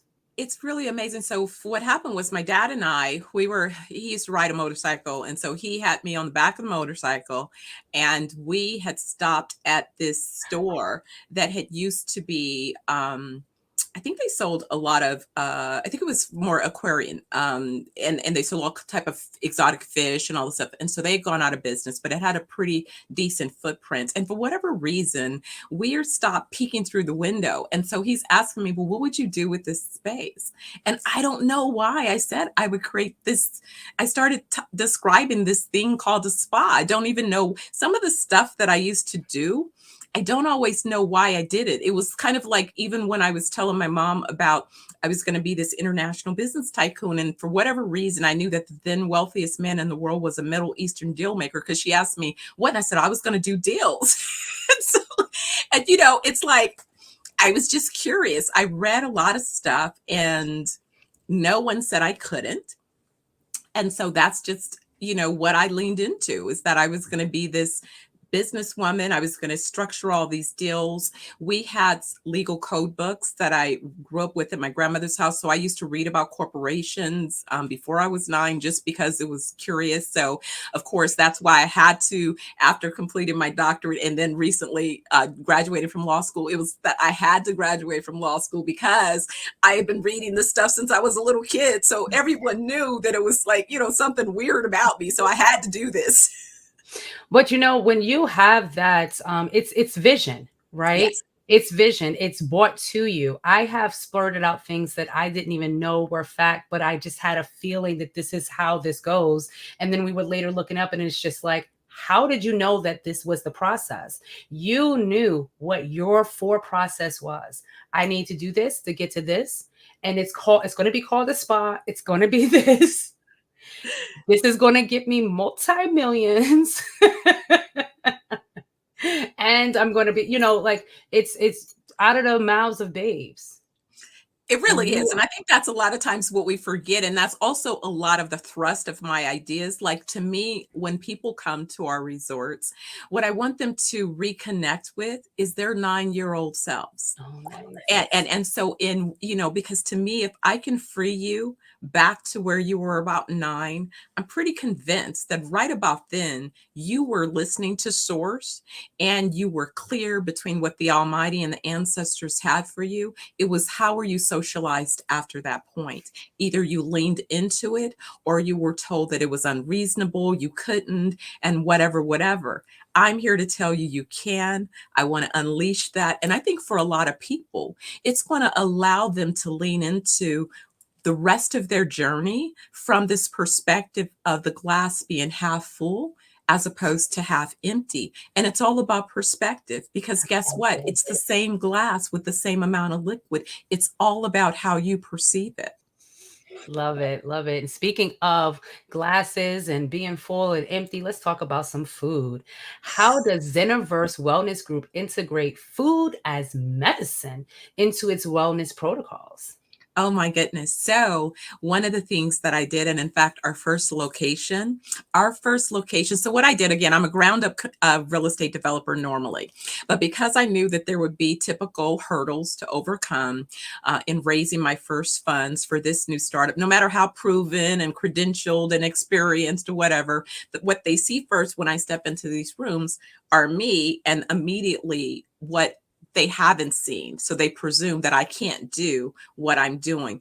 I had a gentleman admit the other day that this is such a simple, well-developed deal. You've mitigated the risk. And I'm like, exactly. So we're acquiring existing boutique hotels that then I'm converting to our model. My first location has already been recognized by TripAdvisor as the number 3 best food destination in the world. So imagine starting from a platform that you already have been recognized for your food, and then you're adding this wellness element and spa that's going to change the experience at a location that's already being recognized by TripAdvisor. So we're locating our opening is on an organic farm. And that's really how a lot of our locations are determined is I look for the proximity to either an organic farm that we own or an organic farm that we're able to source our foods and vegetables from, because again, I know that if I give you nutritionally dense foods, fruits, vegetables, tonics, tinctures, your body is going to respond. So remember, I told you those outcomes that I'm invested in with you, I know for sure I can deliver on them because I've watched what I've done with myself. I literally transformed myself back to my 27-year young body by looking both at pictures of me, but doing the work. Nice. Nice. Well, I do want to give you just this moment because this is an amazing chat and I know you're coming back for the next segment. But for those who are tuned in right now, let them know, Dr. Aubrey, how they can get in contact with you, how we can get to those spas. But remember, you're going to be here the next segment as well. So we want to continue the conversation. Absolutely. So you can check out, we are doing a promotion. So go to 420wellnessjamaica.com. Now we have more than one brand. So for those of you who are like, oh my goodness, 420, it's not just 420. We have multiple brands in our portfolio. Think of us as the Marriott for wellness. And so there's more than one. So if you're not into learning about cannabis or psilocybins, you don't have to stay at one of our other properties. Absolutely. We have variety for you. Absolutely. Absolutely. I love it. I love it. I love it. So, like I said, we are going to keep this conversation going. So we want to just are we taking a quick break? Because I know that genius is coming and I will see you on the other side. Thank you.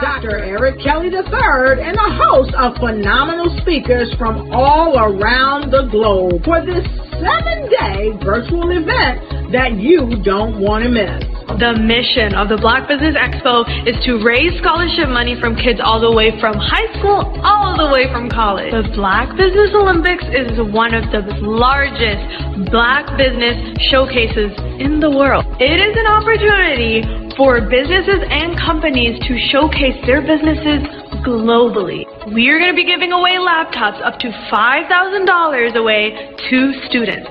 Again, I'm Olivia Appleberry, the founder of 2 Cents Finance and one of the speakers for the expo. I am so excited to see you there. For more info, go to www.blackbusinessexpousa.com or call 919-308-9090 and hope to see you there. I am Black Business. From the moment I wake until the time I sleep. Yes, I am Black Business. I am Black Business. Tell me, are you Black Business? I am Black Business. Do you support Black businesses? Listen, I support Black business because I am Black Business. Black Business Expo, one of the largest business showcases in the history of Black business in the world. The world!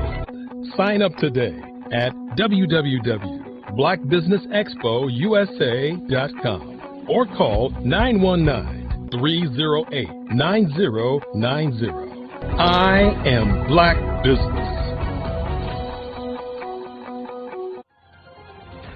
I am Black Business. From the moment I wake until the time I sleep, I am Black Business. I am Black Business. Are you Black Business? I am Black Business. Do you support Black businesses? I support Black business because I am Black Business. Black Business Expo, one of the largest business showcases in the history of Black America in North Carolina. Join Dr. Eric Kelly III and a host of phenomenal speakers from all around the globe for this 7-day virtual event that you don't want to miss. The mission of the Black Business Expo is to raise scholarship money from kids all the way from high school all the way from college. The Black Business Olympics is one of the largest Black business showcases in the world. It is an opportunity for businesses and companies to showcase their businesses globally. We are going to be giving away laptops up to $5,000 away to students. Again, I'm Olivia Appleberry, the founder of 2 Cents Finance and one of the speakers for the expo. I am so excited to see you there. For more info, go to www.blackbusinessexpousa.com or call 919-308-9090 and hope to see you there. I am Black Business. From the moment I wake until the time I sleep. Yes, I am Black Business. I am Black Business. Tell me, are you Black Business? I am Black Business. Do you support Black businesses? Listen, I support Black business because I am Black Business. Black Business Expo, one of the largest business showcases in the history of Black business in the world.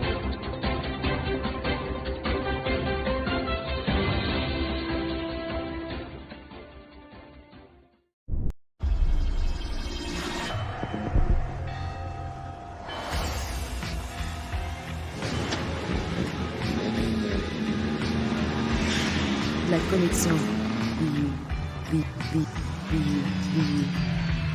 La connexion.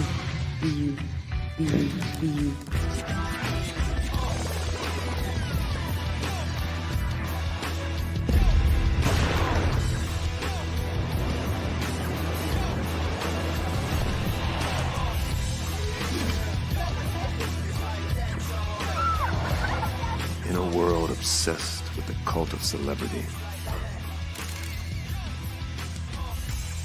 I challenge you not to aspire to anyone else's greatness, but instead strive to reveal and ignite the greatness within you. Are you serious? I totally think that that's it. Hey. No! Hey! To me, sexy is a man that knows who he is and what he wants. Okay. He's comfortable. You look at him, you see him, he's just comfortable being himself. And you're like, Baby, be you. be you, baby. Just be you. I like it. Introducing the Be You collection, exclusively available at K&G Fashion Superstore. Absolutely. So our coaching program help people that have the lack of time, that lack strategies, and lack the confidence to go after their dream life. So we help them implement tools. We help them implement, I love to leave the inherited lack of finances or the education behind finances. But it wasn't until I lost my firstborn, my only son, that life changed for me. And where I was going after it all, living the corporate life, hitting my 6-figure income and living in my dream house with my dream man, driving my dream car. Wow. I nearly lost it all when I lost my son. And so I realized it only takes one financial catastrophe that can change your entire life. That's what made me start All New Beginnings. Because no matter what's going on in life, there's a new beginning. And because of that, we develop a program called Wise Minded. My little slogan is, don't just dream it, let's live it. If they want to connect with you or work with you, what is the best ways for them to be able to do that? Well, for my social media guru, you can connect with me on every single social media platform as Tanya T. Wallace.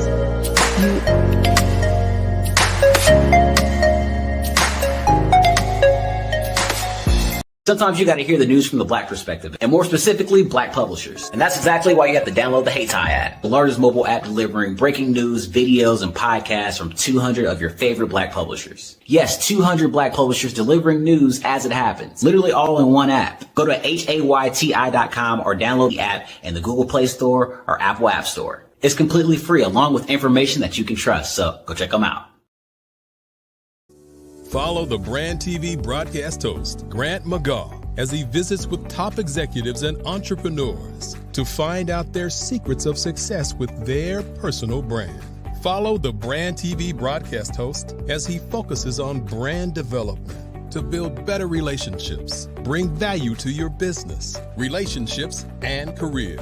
You will enjoy listening to each episode that is tailored to speak to you directly. If you're looking for this type of clarity in terms of building your brand, you have tuned into the right station. Each episode will help you to shape a conversation in the 5-star BDM network of 20,000 professionals and become a springboard for your corporate engagement and business opportunities. Each guest will frame their story in the areas of personal branding, business development, career development, financial empowerment, and technology innovation. Grant McGaw explains why he is the CEO and owner of his own professional career. Grant is an accomplished business leader and entrepreneur who wants to give back to individuals to grow their personal brand strategy.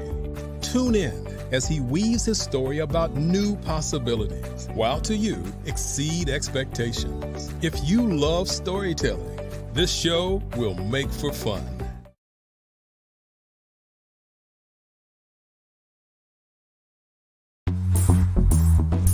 Attention all entrepreneurs and companies. Are you looking for reliable and efficient virtual assistants and back office support to help you manage your business tasks? Look no further than Superwoman Business Services.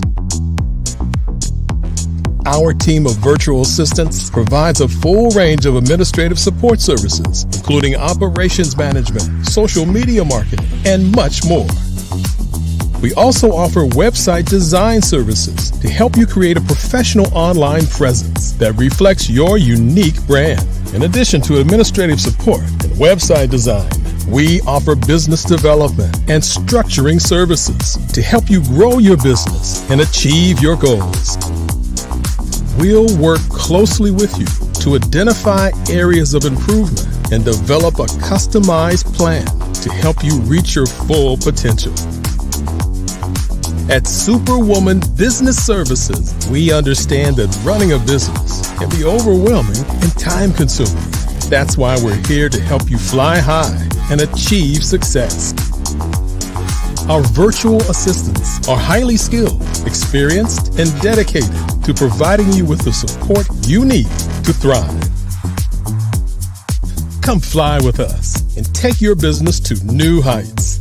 Let us help you become the superhero entrepreneur you are meant to be.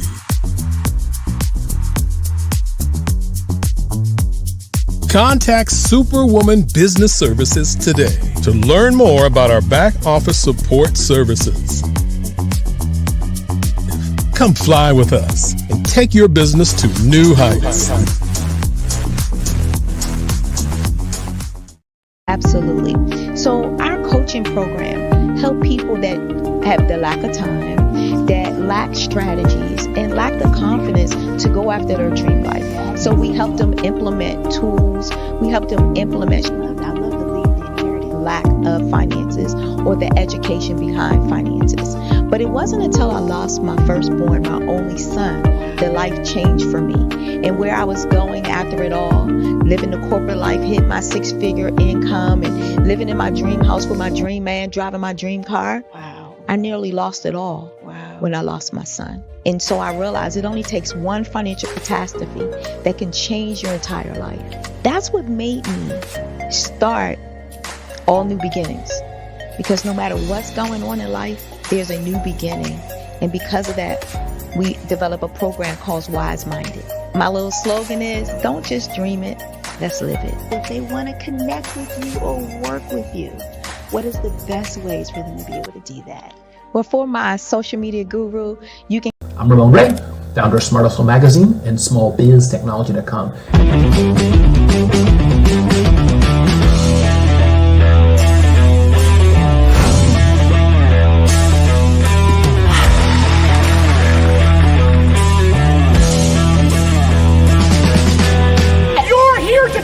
To celebrate small business success. Stand up on your feet.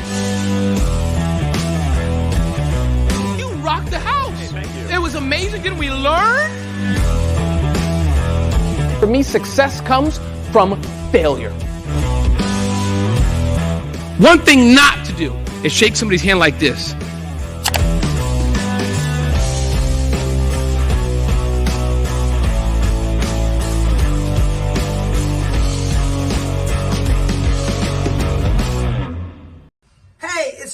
Colette V. Smith. The V is for victory. My mama would tell you the V is for Veronica, but it's Colette V. Smith.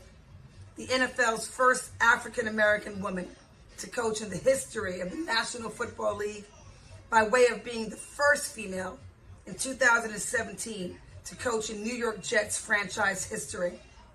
Today, I'm the founder of Believe in You Incorporated. Believe in You Incorporated. I got here because I didn't limit myself. I started thinking freely, living life freely. Don't limit yourself. Unleash your power, the power that God created you to be and to have. I got here because I didn't just follow a path. I created my own. You can do the same thing. You know why I know this? Because genius is common.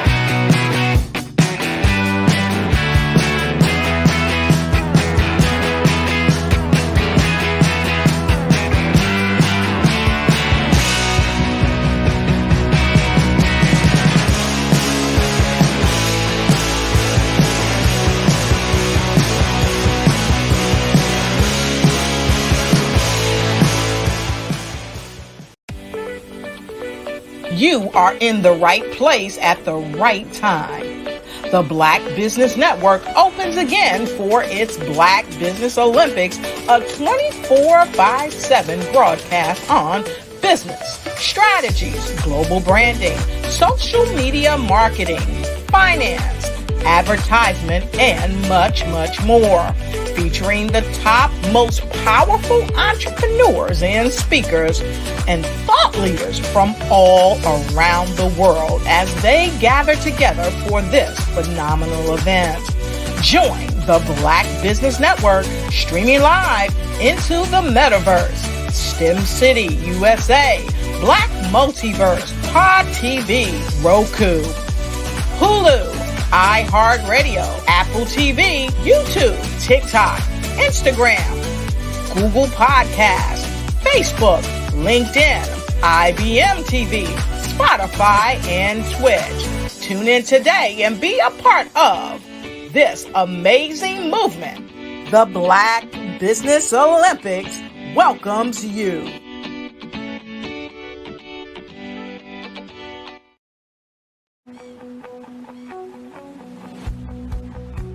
I am Black Business.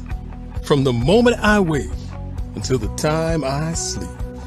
Yes, I am Black Business. I am Black Business. Tell me, are you Black Business? I am Black Business. Do you support Black businesses? Listen, I support Black business because I am Black Business. Black Business Expo, one of the largest business showcases in the history of Black business in the world. The world! Sign up today at www.blackbusinessexpousa.com or call 919-308-9090. I am Black Business.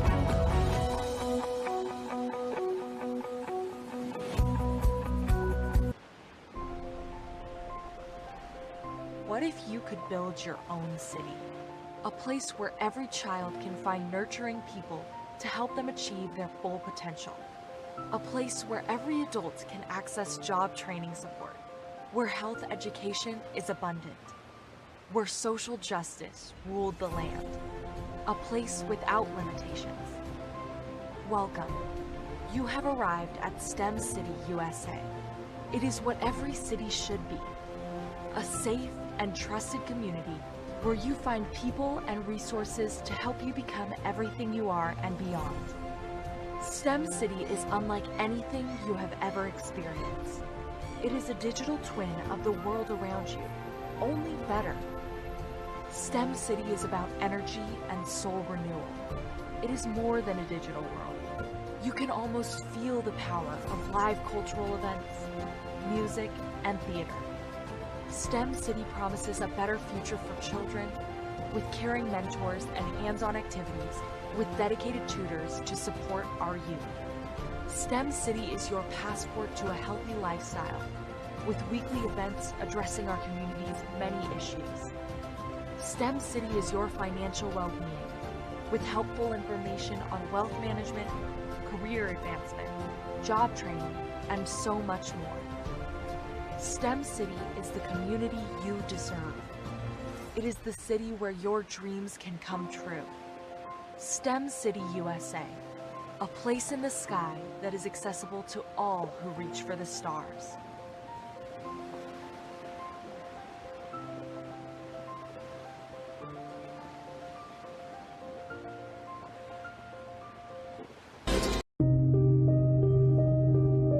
The Black Business Expo is changing my life. This year, they are giving away laptops and even $5,000 in cash to students just like me.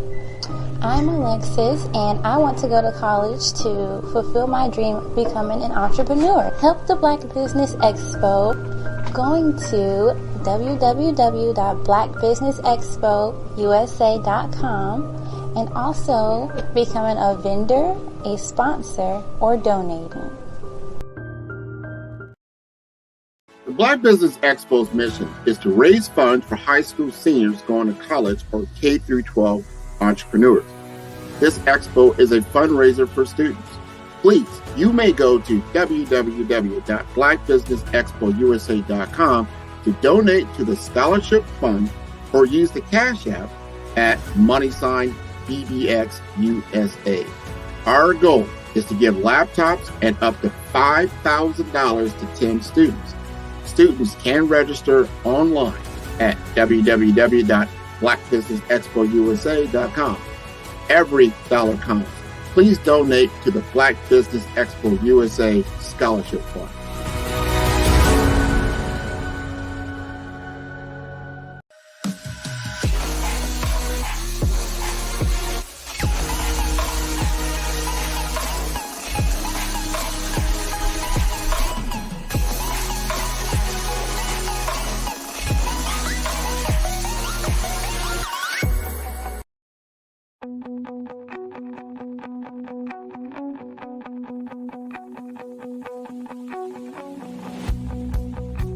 I am Black Business. From the moment I wake until the time I sleep. Yes, I am Black Business. I am Black Business. Tell me, are you Black Business? I am Black Business. Do you support Black businesses? Listen, I support Black business because I am Black Business. Black Business Expo, one of the largest business showcases in the history of Black business in the world. The world! Sign up today at www.blackbusinessexpousa.com or call 919-308-9090. I am Black Business.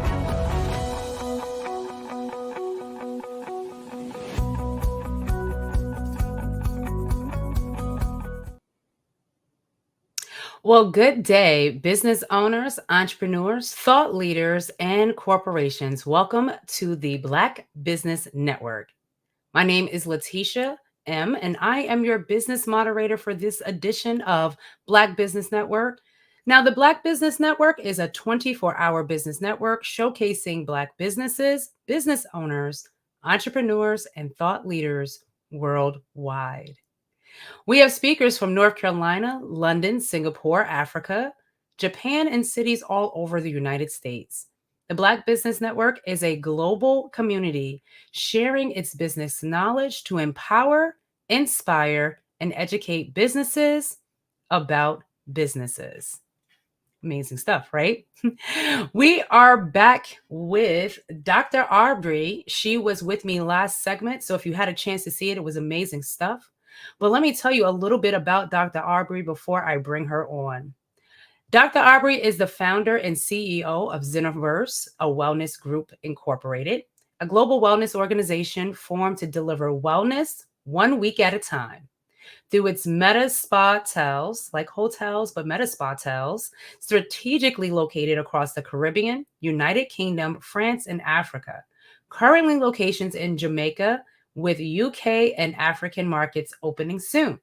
Her firm is also in the farming space, offering food as medicine with perishables, non-perishables, meal kits, tinctures, and tonics, supporting the varieties of wellness protocols.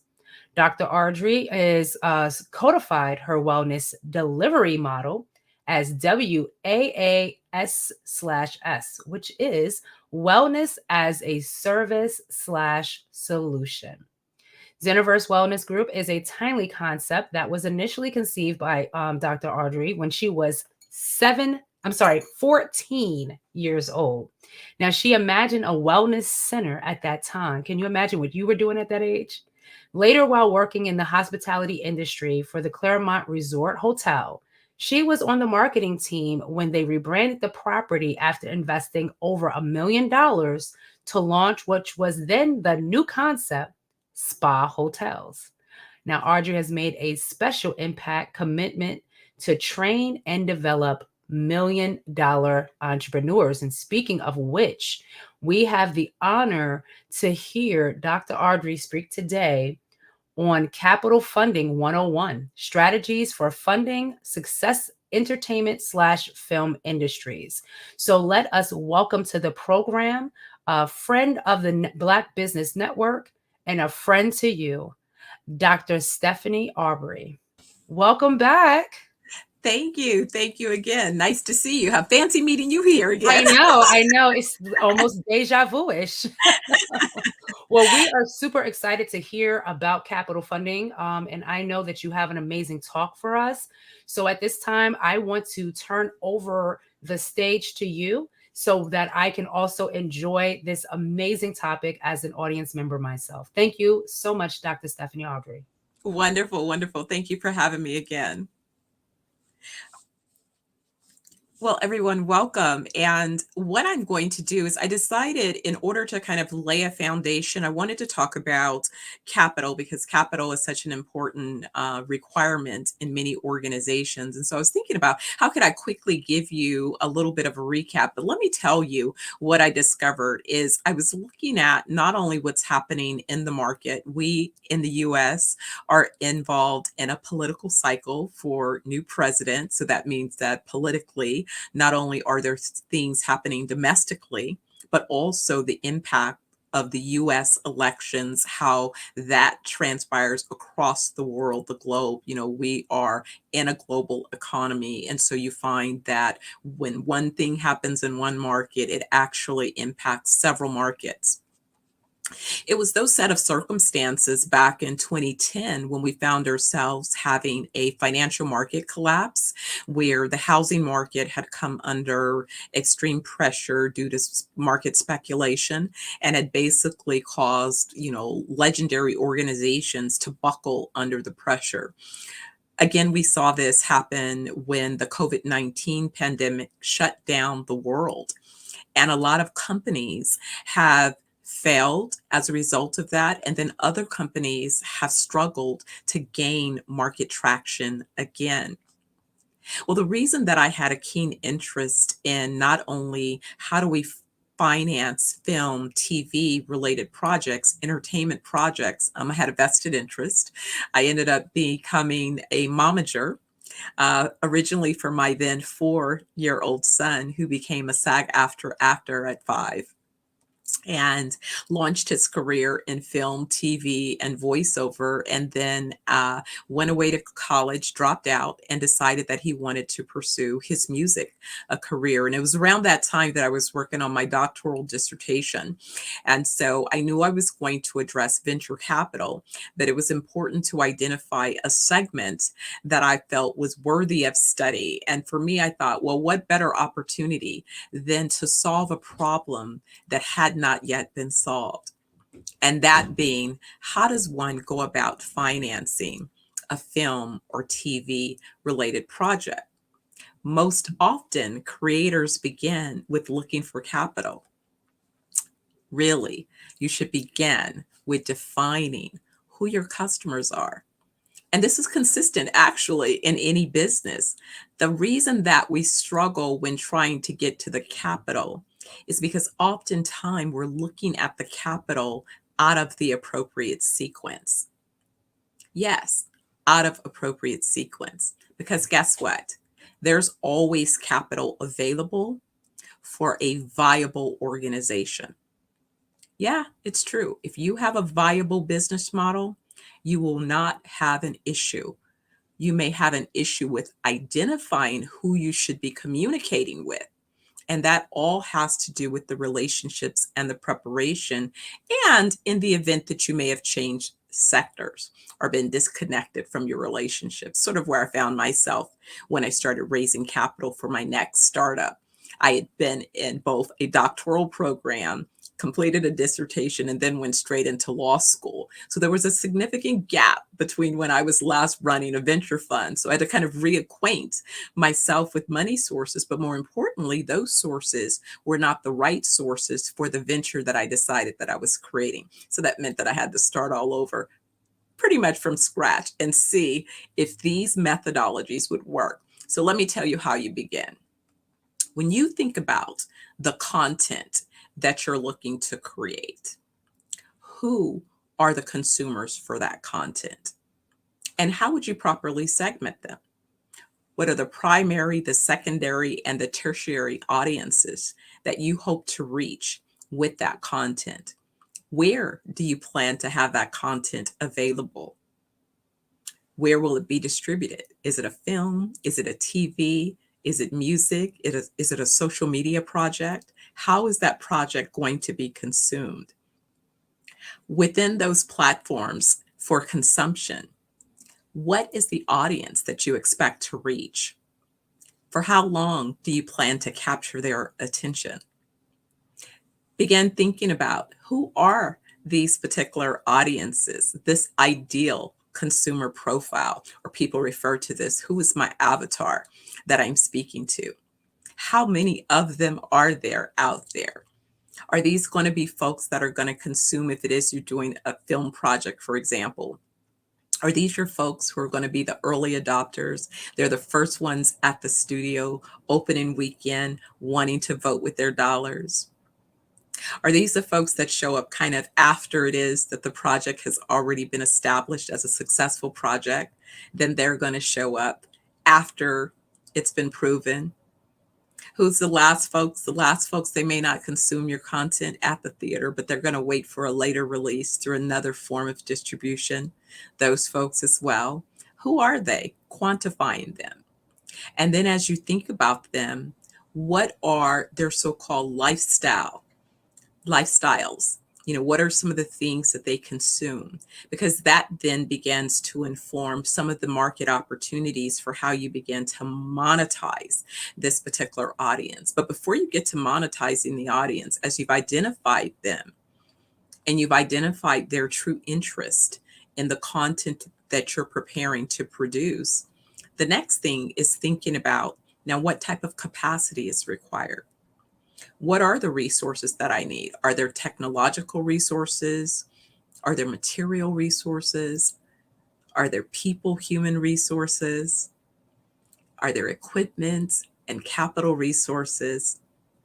What are the locations that are necessary to not only produce, but also to consume this particular content, right? Thinking about all of those variables. How long is required to produce the content? Are you going to be able to do this in a 10-day, a 20-day? Is this a 30-day type project? Is this a project that's going to continue to build over a period of time? How are you putting together the elements of the project? And then from there, now you have the ability to determine what type of capital is necessary to execute on that particular project. And so when you develop the capital requirements, then you put together what I call is a summary based upon how you would allocate each of those funds, the uses of funds. This is where I find a lot of opportunities.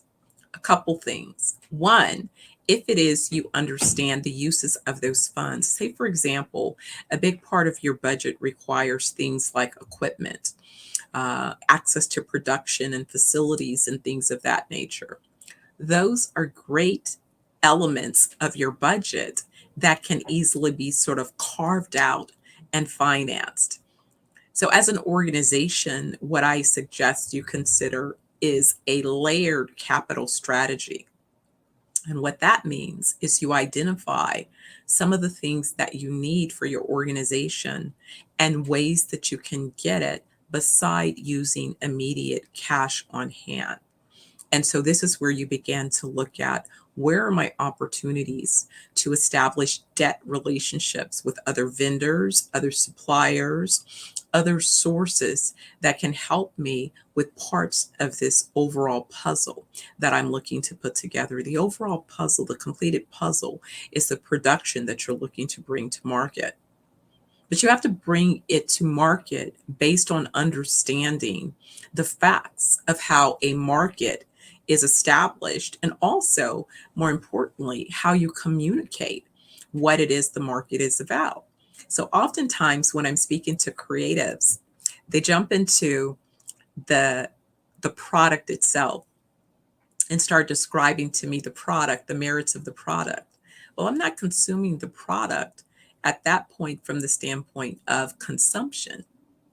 Tell me about the business behind the product that it is that you're looking to offer. Is there an audience? And who is this audience? And what is their why for consuming this particular content that you're preparing? How often will they consume this? Why will they consume this? Is this sort of a one-off? Is this a quick make you feel good for a particular reason? And there's nothing wrong with the why. It's just making sure that you understand the who and also their why for the consumption of your project, because then that's going to inform how many opportunities you have to not only capture their potential interest, but more importantly, your opportunities to monetize their interest. So now let's step back and think about it.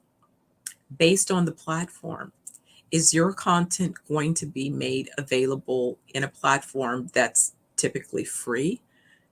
If it's free, if you will, for consumption, then that means that it's probably those platforms are relying most likely on some type of other advertisers or advertising commitments in order to finance their ability to exist. Remember, all businesses must have a way to exist and sustain themselves, or they won't exist, because organizations are run these days mostly by people. Now, in the future, I may have to change that. Organizations will be run, a lot of them, with the use of robotic technology and AI. And so a lot of the roles that have been being fulfilled by people will be replaced. And so again, people, it's important to think about what that means in terms of where your current skills are and where your skills might be greatly needed in the future. But I digress. But think about this from the standpoint as an entrepreneur. How do you begin to augment other technologies into your process to help you along your value chain, being able to manage budgets as well as manage opportunities? Before technology allowed such opportunities today, you had to go, for example, to many locations if you were scouting to create certain experiences or to tell a particular story. These days, you can scout digitally, and the digital presentation has become so advanced that you can literally, between different backdrops and screens, you can take your audience around the world digitally. And so you're able to produce content that you're able to not only to develop and deliver, but at a more price efficient level. So this should open the floodgates for those who've been sort of on the sidelines saying, well, I needed a budget of X before. Now you may find that a smaller budget will allow you to accomplish an outcome. And if not the full outcome, at least allow you enough runway to get to your MVP status. And so what do we do? How do we do that? We go back to the beginning question. Who are those customers? What is our ICP? What is our ideal customer profile in terms of who is going to consume the content? Are we speaking to boomers? What's interesting to the boomer generational cohort? What are the things that they're leaning into? What are the concerns about lifestyle, or what are the desires that they still have? What about Gen Xers? What makes them unique and different than boomers? What about millennials? What gives them a unique perspective? What are the things that they tend to lean into? What about Gen Zs? What are they thinking about and talking about? And also recognizing their age along their life cycle journey. And the rest, right? We have kids and we have elders, spanning life cycles from as early or as they say in the silent generation. We have those who are, super centurions, down to, the newborn baby entering this world and going to be participating in this space. So what is it that you're creating? And who are the folks that are going to be consuming what it is you're creating? And then how do we distinguish the difference between, if you'd say, those primary, secondary, and tertiary market segments, kind of what makes up their interest, but also What are the additional things that they're consuming? Because that will inform us about advertisers, potential sponsors, potential product endorsement, product placement opportunities, right? These are, again, ways to begin to put together a budget around a particular project. Again, another reason that developing a film project can be daunting or challenging when trying to finance said project is because too often that's the focus, is a singular project, as opposed to putting together a business structure that says that we're building a sustainable organization. So our organization is bigger than just one project. And that's really what capital is typically looking for. If you're looking to capitalize an early stage venture, the capital is very interested in a couple of different relationships.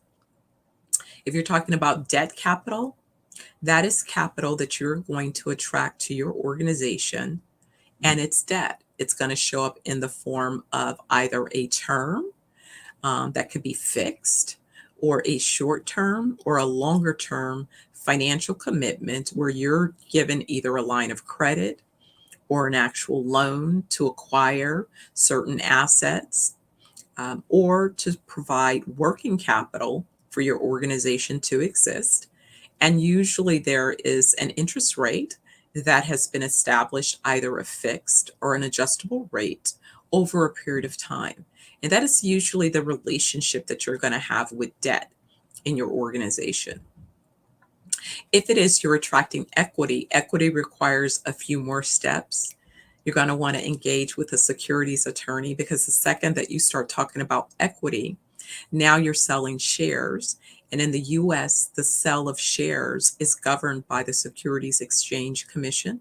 So there are certain guidelines that you must first be aware of and appropriately follow before you begin to discuss a potential offering of equity, as well as when you begin to offer equity. There are certain protocols and regulatory requirements that you must be aware of and you must follow in order to appropriately raise equity commitments for your organization. So please don't do that without knowing the rules. Ignorance is not bliss. In the case of making those kinds of mistakes, you can find yourself running afoul of the SEC, a federal organization, and there are federal consequences to running afoul. So please don't go down that path. Most often, a best place to start in the beginning is really understanding the debt relation and microfinance opportunities. And even in some cases, potentially there are grant opportunities available. If you're located in California, for example, some of you even Southern California, Las Vegas, there are a number of grant opportunities that are still available. We haven't run out of money. But guess what, guys? We're in Q4 of 2024, and we have about 6 solid weeks left before we run into the holiday season, as well as before the election cycle in the US is completed. So we're talking about up to about November 15th. If you haven't finished closing out on particular commitments with corporations and organizations, getting your capital solidified, then I'm sad to say that you may have to pick this up again February of 2025. And guess what, guys? Based on cyclical factors, what I've noticed is typically following an election cycle, in particular, an election cycle in the US, you're going to find some headwinds as you go into fiscal period 25, Q1 and Q2 of 2025. You're going to find oftentimes some difficulties around not only a little bit of turbulence, it's people getting back to work. A lot of times people are still on extended vacation. People are away, are coming out of, family experiences, and just a little bit slow to get back to work and function and activities. So typically what I've seen is if you have deals that are pending around November 15th, we don't see those deals get back into action by probably the beginning to the middle of February. So you could lose, about 60 to 90 days in your cycle. And so you want to prepare for that. So you want to get access to whatever capital resources you have, you can identify and capture early, as well as you want to make sure that you've planned out your business opportunities. And so if you're operating a studio or a production company, or you're a content creator, there's funds available. I know my organization, Blue Diamond Capital, where I've worked with, again, entrepreneurs, there's been a lot of interest between lenders offering different programs, as well as grants and other things that are available. But what's common to all of these opportunities is entrepreneurs having the right plans in place. The right plans in place. Oftentimes, those plans begin with the basics of one being able to understand what are the market opportunities? What does the data say and suggest? Because again, when we're making a financial decision, it's literally based upon the data. Could you give me the facts, please? Just the numbers. Let's translate your creative intention into quantifiable numbers. And let's see if the math is working. As I say, that math is not mathing. If the math is not mathing, then that's the problem with being able to get to the capital. If the math works, trust and believe there are capital resources available. Because from the capital perspective, it's looking at a return on investments in one of two ways. Either I'm going to receive a return on the interest that the borrower is paying. That's the traditional kind of debt relationship, right? I'm going to receive the principal back that I've loaned with the agreed to interest. So that's the return on investment that I'm seeking. If it is, I am in position to be an equity stakeholder in the organization. I too am looking for some form of exit at a later date, right? I'm going to experience the improved value of investing and being a shareholder in that organization. And then when that company appreciates in value, I'll have a way to redeem my shares, some type of liquidity event that allows my shares to realize the value that's been created. So that's, again, a return on investment. And so whoever is putting resources into your organization, that's what they're asking. Is this team capable of delivering on the promises that they're making to us around our capital? Our capital will get in, it'll be deployed the way that they've described, and more importantly, it'll come back to us principal and our return on investment. So principal and our improved value. And do we trust that this team is capable of executing? And how will they communicate with us along this journey? Because we all know that there are things that happen along the entrepreneurial journey. So am I dealing with a team that has a strong character and understanding that, guess what?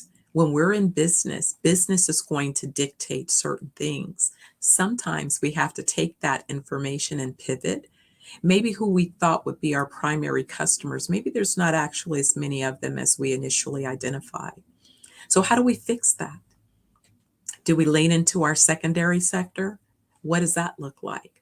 Are there ways to move folks from the tertiary bucket into that secondary bucket, those from that secondary bucket into that primary target? What are the opportunities based on the market information that's being presented? And how can we pivot to ensure that we're delivering profitable outcomes to not only our organization, but to those on our team? We make sure that all of those particular things happen in alignment, as planned, on time, right? That's the relationship that you're building with any capital resources. And more importantly, are you ensuring that you're planning a big enough organization? Because that's also a problem that often happens as it relates to capital sources. If you need 20,000, 30,000, 50,000, 100,000, a lot of times that need is considered a micro need. You haven't built an organization that really is scaling at a level that would attract certain capital. If you're looking to build an organization where you're investing a few hundred thousand, half a million, $1 million, and your goal is to, deliver a 5x, a 10x return, that's a great outcome. But that's not the type of outcome that would typically be of interest to a venture capital organization, for example. A venture capital organization is formed to deploy capital that has been collected through a series of limited partnerships. That capital has been received under a business thesis that the VC put forth. Therefore, that capital has a particular purpose on how it must be deployed, but more importantly, when and how it must be returned, and at what return for each of those investors to realize the gains. This is why VCs make very few investments. Less than 3% of the capital come from VCs. But once they deploy the capital, they're looking for those opportunities to hit the 100x returns. They're looking for entrepreneurs that are really aiming to take on moonshots. They're looking for teams that not just speak into the possibility of moonshot outcomes, but really are seasoned and have track records to demonstrate that they're able to perform at high levels. When I talk about being a serial entrepreneur and my journey as an entrepreneur, I talk about the joy. And really, when I go into innovation and venture creation, it really begins from the standpoint of believing that there's a huge problem that I can make a difference in addressing, and that I believe I have a unique lens on how that problem can be addressed, and that I understand, if you will, either from personal or from research, and then being able to validate that research by speaking to prospective customers. So when I approached my doctoral dissertation, Venture Capital for Independent Filmmakers, I approached it from the perspective of there is a bunch of capital that's allocated to other sectors and not film. And so I wanted to understand why the capital avoided film and entertainment organizations in particular. And I had capital resources validate that. So I interviewed a number of VCs, family offices, angel investors, independent high net worth individuals who would typically be targeted for investment in creative projects. And I asked them to tell me why they wouldn't entertain those projects. And once they told me why they didn't entertain those projects, and luckily for me, I chose to do a mixed method study. So it allowed me to both look at quantitative data and qualitative data. And so between those two data sets, I was able to then discern particular outcomes, both supporting and contrasting against the hypotheses that I put forward, and ultimately coming out with what then would be opportunities. So once I established the whys that many of these organizations didn't entertain entertainment projects, I also explored, well, what ifs? What type of solutions would they possibly entertain? And it was from there that I decided that eventually I would bring to market really my iVent Labs methodology for the whole film community, right? And that is something that we're working on around the content creation, because that's such an important piece to every business. And so the reason that I care about content creators is much like when I noticed as early entrepreneurs, as we entered the technological phase, I said that early on, every company was a tech company, because you had to have your operations in some way augmented by technology if you were going to remain competitive. Well, I put forth to you today that we all are in content creation companies. whether we do it inside or outside, because the way information is deployed and discussed about organizations typically emerges through not only traditional advertising methods, but through social media platforms. These days, our consumers want to know more about us. They're not just interested in the brands that our organizations put forth, but they're interested in the leaders behind the brands, the leaders within those organizations. So no longer can I, as a CEO, hide behind just the brands. I have to introduce the consumers to who I am as a CEO. My grandmother must be rolling over, because way back when I was a CEO of a $250 million JV that I created, she was like, nobody can know about you or you'll never get a husband. Nowadays, I can't operate in continued stealth mode, because people have to know about you, right? Because that's how they vote for your brand, for the organization that you're creating. So sorry, grandmother, the times have changed. So now they have to know who I am. They have to know what I stand for. And it's amazing because, I do believe that it's important. So as you're putting forth your organization, you want to set the vision for that organization to become sustainable. And it really begins with understanding what is the customer experience journey. And you're going to have multiple set of customers.